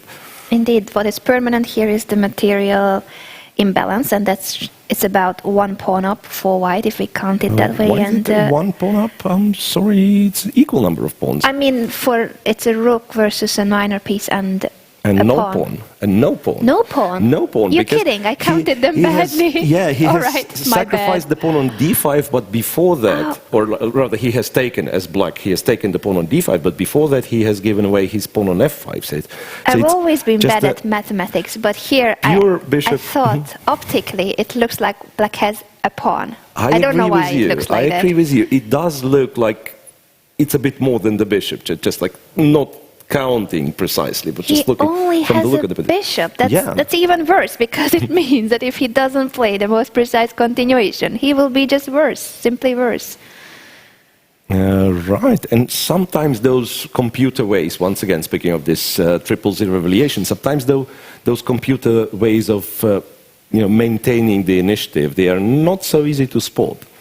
And the fact that Evgeny has started to think probably means that he's not certain what exactly the move is. Yeah, not a good sign for Evgeny that he may have run out of his preparation. By this stage, we can be pretty sure that he is out of book, even if he prepared this line himself. So he went for this exchange sacrifice. My bad that there isn't even a pawn for it. It's just a minor piece. Wait a sec, but can he... no, that's the problem, because I was thinking like knight e3, fe3, but then the rook opens, attacks the queen on f6. Black has no time to capture the pawn on e3. At least it would seem so, because next white's move is going to be knight f5. So... I'm really curious how he will continue and whether that will change the evaluation. We are not using an engine here, but if you guys want to let us know. I'm curious after the next move of Evgeny if it will still show 0, 0, 0. That's all I'm asking. Not an exact evaluation or such, but I think it may change depending on what he does. Well, bishop f7 still may be good, but maybe the next move or in 2 moves time if it's still 0, 0, 0. Yeah, so bishop f7, queen g4 is played. Now, once again, white perhaps needs one move only to play knight f3, say, and somehow consolidate. Then can plan for rook a1 to e1, perhaps. Trade a pair of rooks, but yeah, black urgently needs to do something. We're still in the 0, 0, 0 territory, but I have a feeling that they're going to get out of it. Or they'll repeat it. If he found the direct way to repeat h5. No, he didn't. So h5 and queen g5, once again, forces the queen straight, but I believe that'll be actually very good for black. Because apart from a trade and going, yeah, there is a similar position to what we have discussed, trade the queen's take on d4, but even better could be an immediate capture on d4. So the bishop on e3 is overloaded. White can't take on d4 because the queen would be hanging, yeah? And after queen takes, black takes with the bishop, so b2 hanging, knight on e3, knight e3 is the threat, and now I'm sure it is already one pawn. Well, the knight is hanging as well. Everything's hanging. And it is already one pawn for an exchange.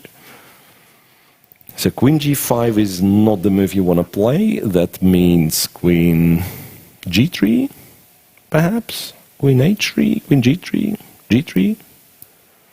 And I'm curious to see what's the next move for Evgeny, because h6, h5 is of course very committal. You vacate the g5 square, right? And capturing the pawn on d4 right here with queens on the board is, well, a bit less appealing, I would say. And especially swapping the bishops, right? Because some sort of rook a to e1, once again, don't ask me why this rook, it's just like by intuition. And with queens being on the board, with white having possibilities to attack the king, I don't think it's enough. Oh, look at that. Oh, well, queen g3, rook e4, and bishop g5, very quickly. Rook e4, very, very quickly. So, well... so that was the point. Rook g4 attacking the knight. Rook e4 attacking the knight on h4. If knight goes, some rook g4 perhaps. So therefore, bishop g5, queen e6. Yep. So double on e-file, not to let white play rook e1, swap the rooks. Now threat is rook g4 to pick up the bishop, so white prevents it with h3. And then d4 pawn falls. And once that pawn falls, it's a minor piece and a pawn. And active pieces for black. So now we see the exact compensation. And that's why it must have been 0, 0, 0. You don't just give 0, 0, 0 for a piece versus a rook, unless there's something concrete. Yeah, and I was actually thinking that there could have been, the direct way to repeat for. That was also my feeling. For black, yeah. So bishop to d4, knight to f3, sacrificing more pawns but hoping to get rooks into action. Now bishop b2, for instance, there is rook b1. And then after bishop a3, rook b7, black for the time being has 2 pawns, but white pieces start to get very active, right? Some bishop h6, not really. Wanted to attack g7, but I don't know how to do it. Well, the check obviously is something black has to care about. So knight f3. Now the question is, yes, take on b2 or move the bishop back on b6, which is, well, since the d4 pawn is gone, which does seem to be a very nice square as well. So it does work on this diagonal, pressing on f2. Evgeny is going down on time again. 7 minutes left for the player with the black pieces. He did have time trouble in the first game, and now once again he seems to be using a bit too much of his time. It's not easy to adjust to rapid coming from 2 classical games. Bishop b2 played. And rook b1. Rook b1. What's now? Rook e2, guarding the bishop on b2. That's the way. That's the way Evgeny decided to play. All right, so at the moment it is a minor piece and 2 pawns. That is the traditional way of compensating for a rook. A minor piece plus 2 pawns equals a rook. Yeah, but on the other hand, now we can see that white is no longer passive. His pieces are no longer that misplaced, or maybe not misplaced at all. Yeah, so now the dynamic factor is in white's favor in comparison to how his pieces absolutely. were earlier. So now it's not actually clear if white will not start attacking himself, right?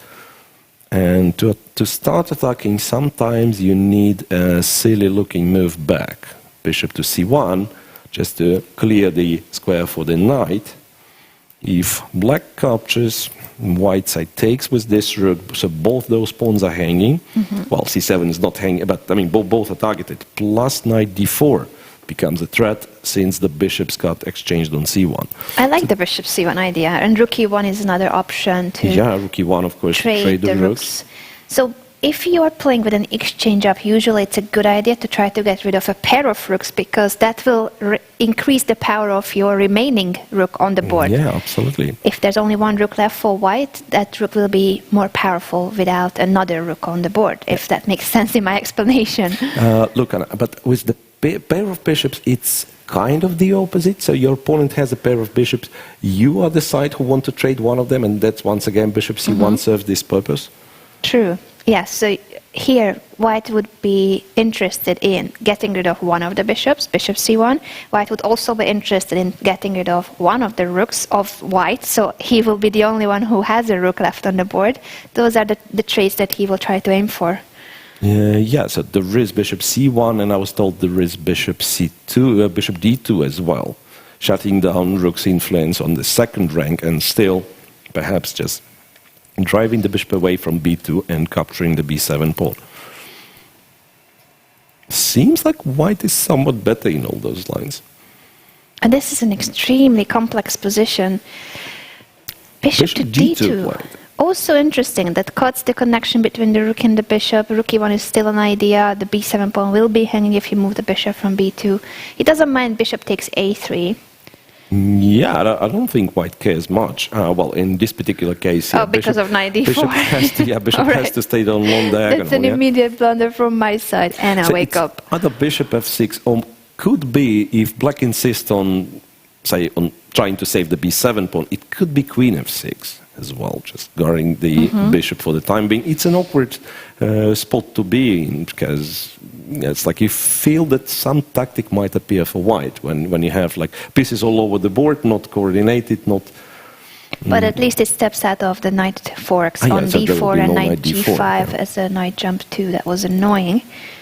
So let's see, after bishop d2, what black will end up playing. And I fully agree with Lorraine that at this point we can just throw the computer away, since it is a tense game between two human beings. anything can happen in terms of one inaccuracy and the game is gone? Well, it can be, 10 inaccuracies from one side and then a huge blunder from the other Oh yeah, side. well, depends on who will make a mistake, but here definitely the engine evaluation doesn't really matter.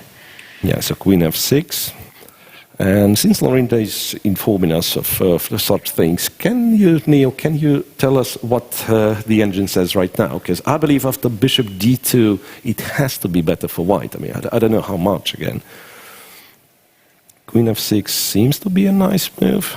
Goring b2, really not giving the b7 pawn away. So once again, we looked at bishop a3, but then that would run into knight d4, right? And after bishop f6, rook b7, perhaps it's still, once again, white is getting somewhere with those checks on b8. Yeah, in our human intuition, this position is getting dangerous for black. But if you look at my screen and what Lorinda said Well, okay. about 12 zeros, So it is equal, and Queen f6 confirmed is the good move suggested by an engine. I still believe this is a very dangerous position, especially for black, who has to be more precise than white. Yeah, I'm ready to say so as well, but well, actually, how about taking the pawn on a5? Perhaps not the tastiest pawn, but you've got to do something. Yes, and might as well just take on a5. Also, even engines see a hope for white, and Neil is informing us that at depth 33 it finds a tiny edge for white.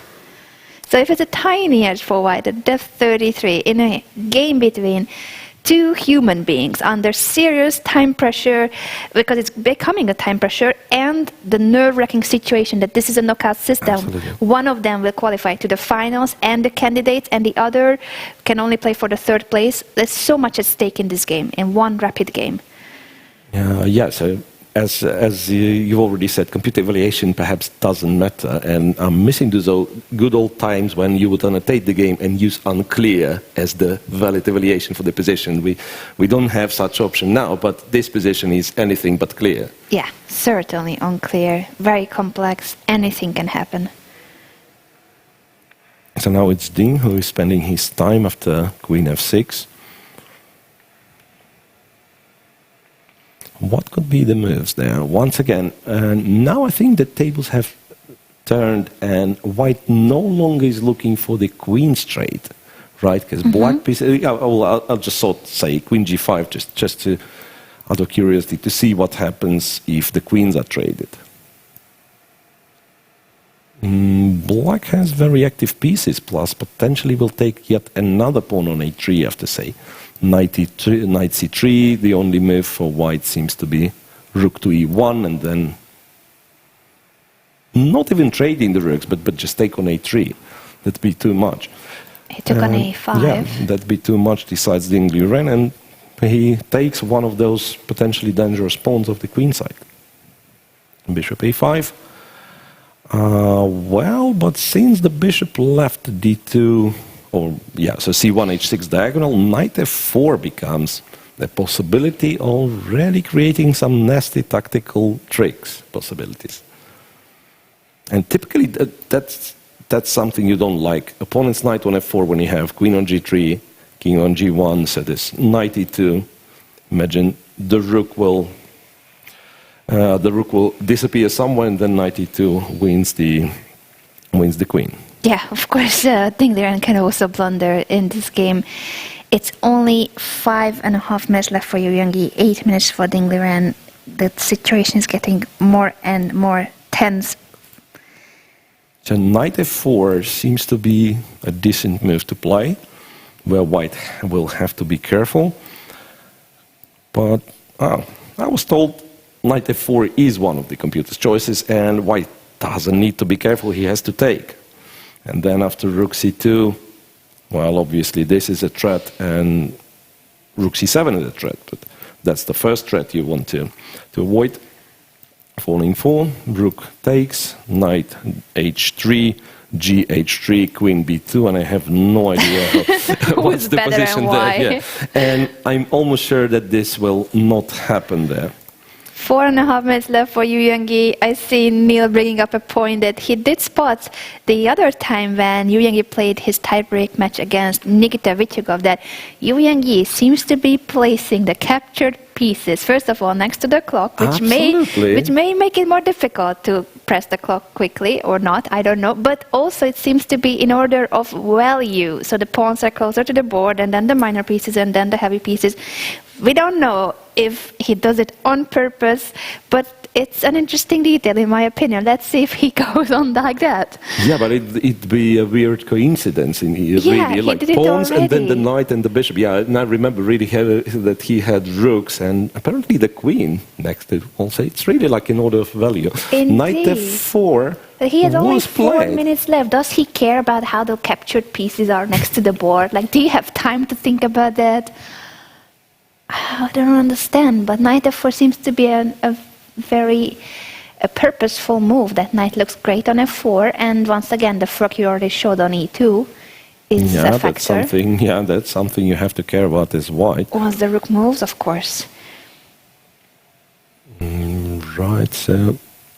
But on the other hand, with white, you do want to take the c7 pawn, because that's an important factor, right? If those pawns will start, I just thought, like, white plays some move, doesn't blunder knight e2, and black starts running with those pawns, c5, d5, so it shifts the plot a little bit, and now with a lot of pieces on the board, all of a sudden, passed pawns become a factor, which is not very often you have it, and especially like not the d3 passed pawn, but the pawn on c file, it will run pretty quickly, c5, c4, and so on.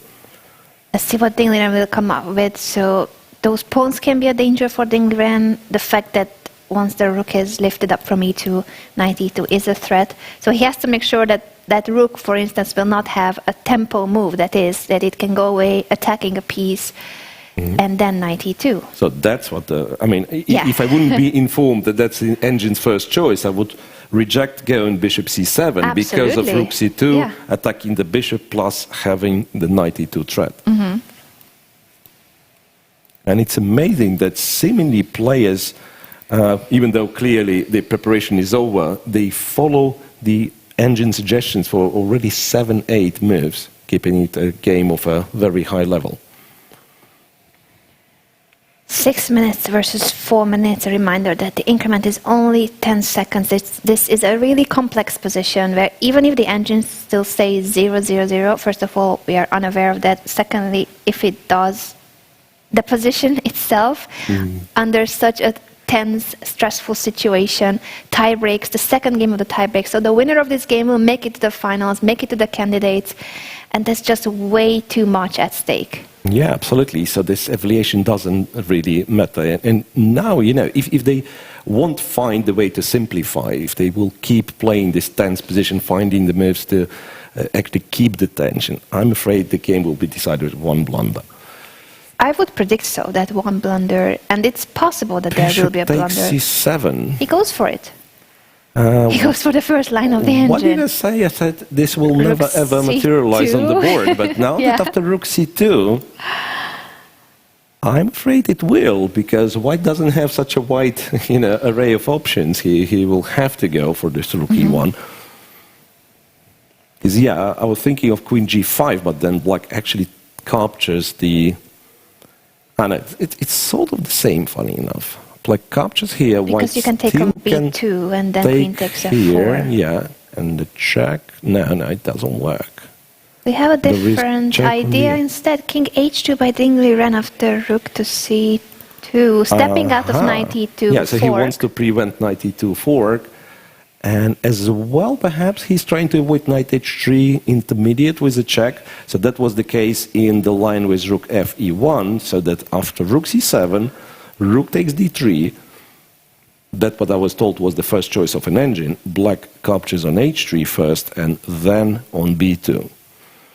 Right, and now with king h2, if this happens, rook c7, rook b2, black perhaps will have to take on b2 immediately, and then after queen f4, I believe, well, at least in human play, it's white who has better chances.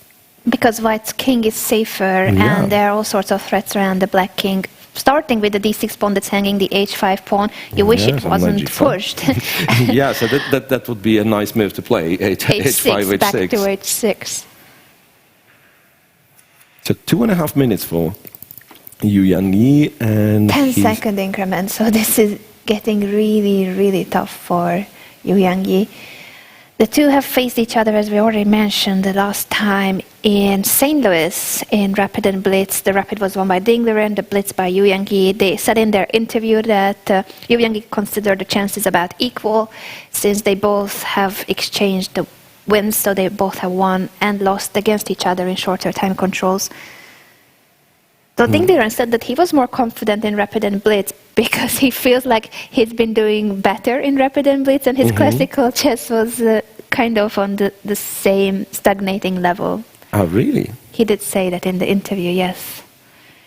I wish I had this stagnating level, hovering around 2800. Not being able to make progress. I would love to be stuck in the world number 3 spot too, yes. Not being able to make progress.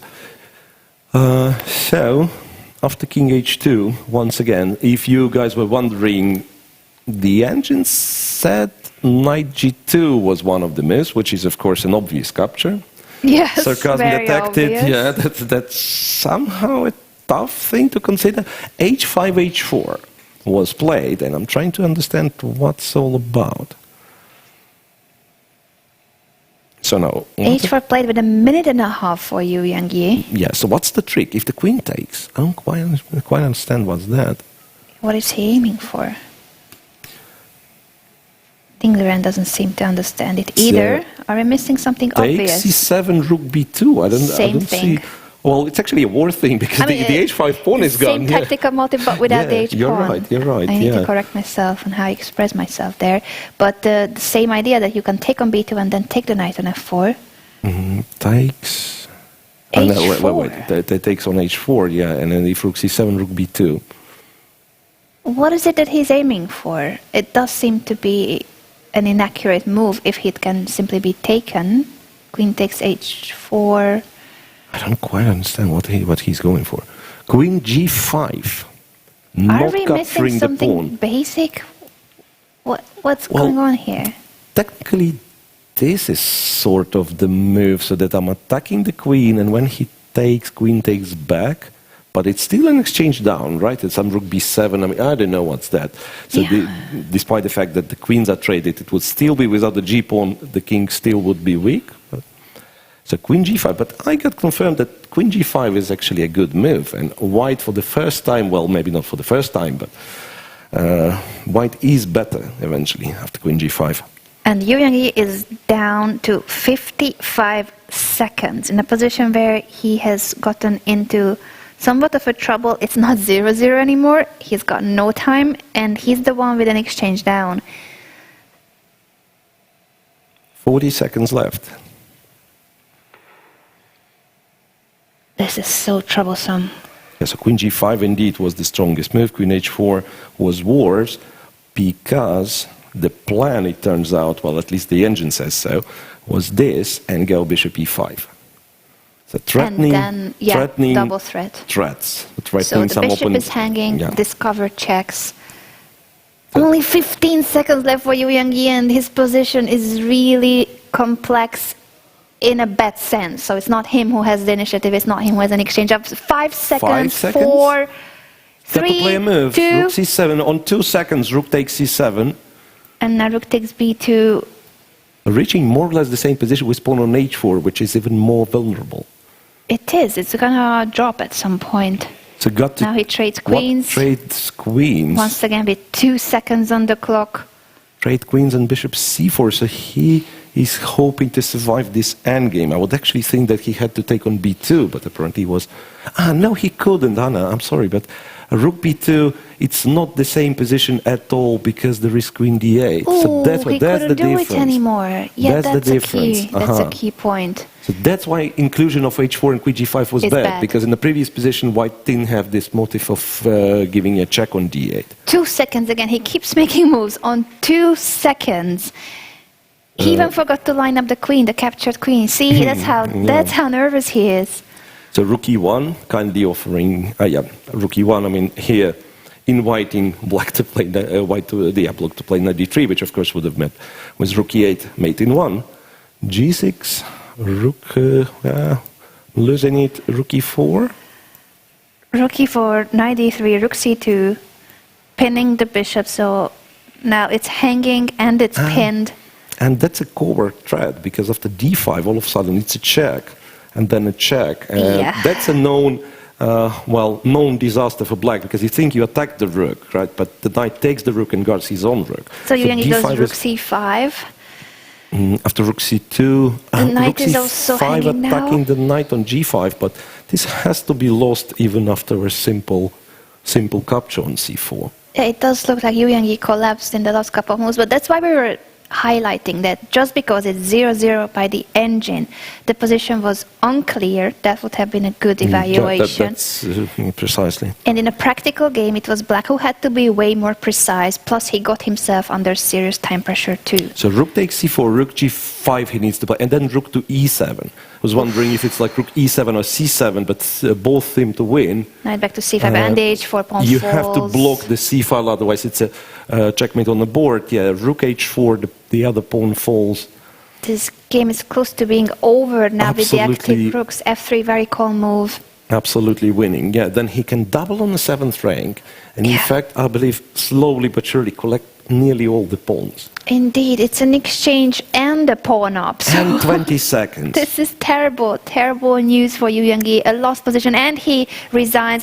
Ding Liren qualifies to the finals of the 2019 World Cup, qualifies to the 2020 candidates, and Evgeny will stay here with us in Khanty-Mansiysk to play with Maxim Vachier-Lagrave for the 3rd place. Yeah, and Ding Liren qualifies twice. Can he take 2 spots in the candidates? Because he is qualified by rating, and now he is the finalist of the World Cup. And remember, we were discussing if Aronian will be able to repeat his success from the previous World Cup. Yeah. He wasn't, but Ding made it two times straight into the final.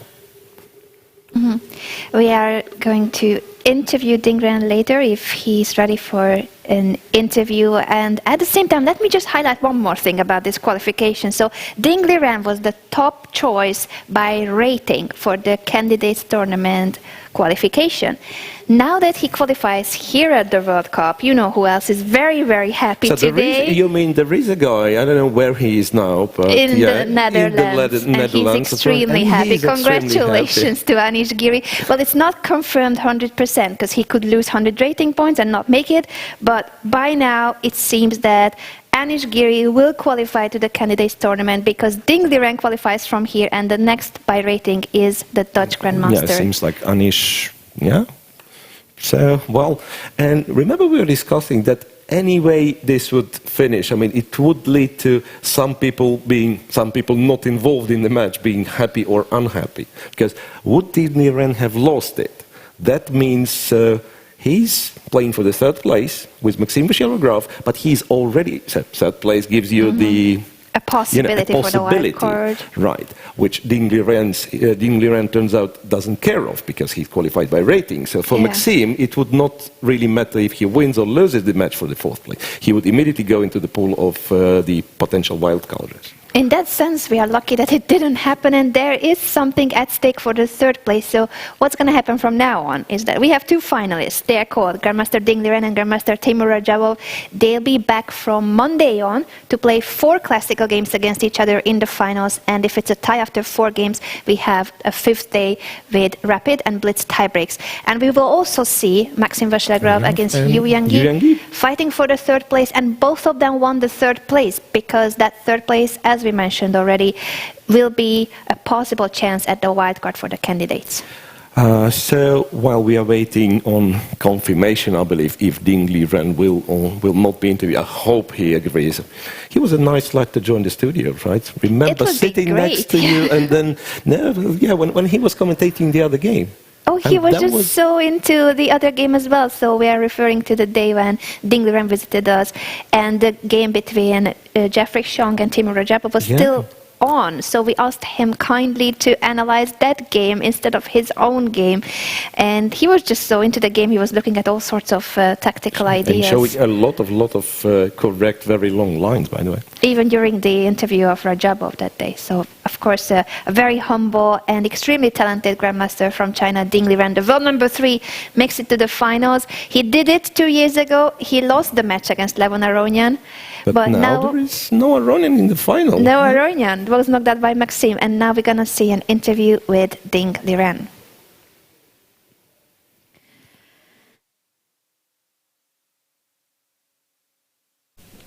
So we're here in the playing hall with Ding Liren, who won his match with Yu Yanyi and qualified for the final of the World Cup. So, Liren, you won the second game. And when did your preparation finish in it? When he played 97, at that time my preparation ends. He sacrificed a pawn, but and later he sacrificed exchange.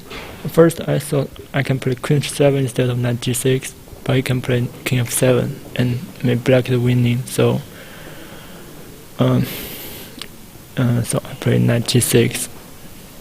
After this, the position is very complicated, and I think we both played very well until one point. He takes pawn, rook b1, rook e2 here. Maybe bishop d2 is an inaccuracy. I should play bishop c1. Yes, bishop d2, and here I think he's more or less equal. He played queen 6, bishop a5, and here he had so many choices. He could take back the exchange, yes, at some point. I didn't see how he take back exchange, but he had too many pawns, and his pieces are centralized. I just had this g5 square for my knight, and I want to develop my rook. But he move h4 is a very big mistake. Yes, he should take and rook b2, queen b2, queen f4, maybe queen f6, go back. Because if queen a3, I will play rook d1 and I have some initiative. Maybe no more, not so much. Maybe he can play rook c4. The position is more or less equal. But after h4, he already lost. It means queen g5. Maybe he just calculated queen h4, take, and bishop e5. Yes, he can play knight g6. But after queen g5, take, bishop e5, I have knight f7, and then king f7, bishop b8. Yes, thanks for this express analysis. So, how difficult was it for you to get ready for the opponent who you know very well and with whom you play for one team? Yes, but sometimes we just surprise each other by the unusual open choice. Yes, we didn't play our most familiar line, to divide from the other's preparation. Yes, and 2 years ago in Tbilisi you also qualified for the final, but you lost to Levon Aronian. So what was the reason that time for your loss, and do you think that you have improved a lot since then? Yes, I think so. Since last time I came here as 9th seed, but this time as a top seed. Sure. Yeah, of course. Yes, but what do you think you were lacking that time and you lost? So now you are going to improve this mistake, yes? At least my opponent is different. And yes, and at least playing for first place is much better than playing for third place. Yes. Thank you very much and good luck to you. Thank you.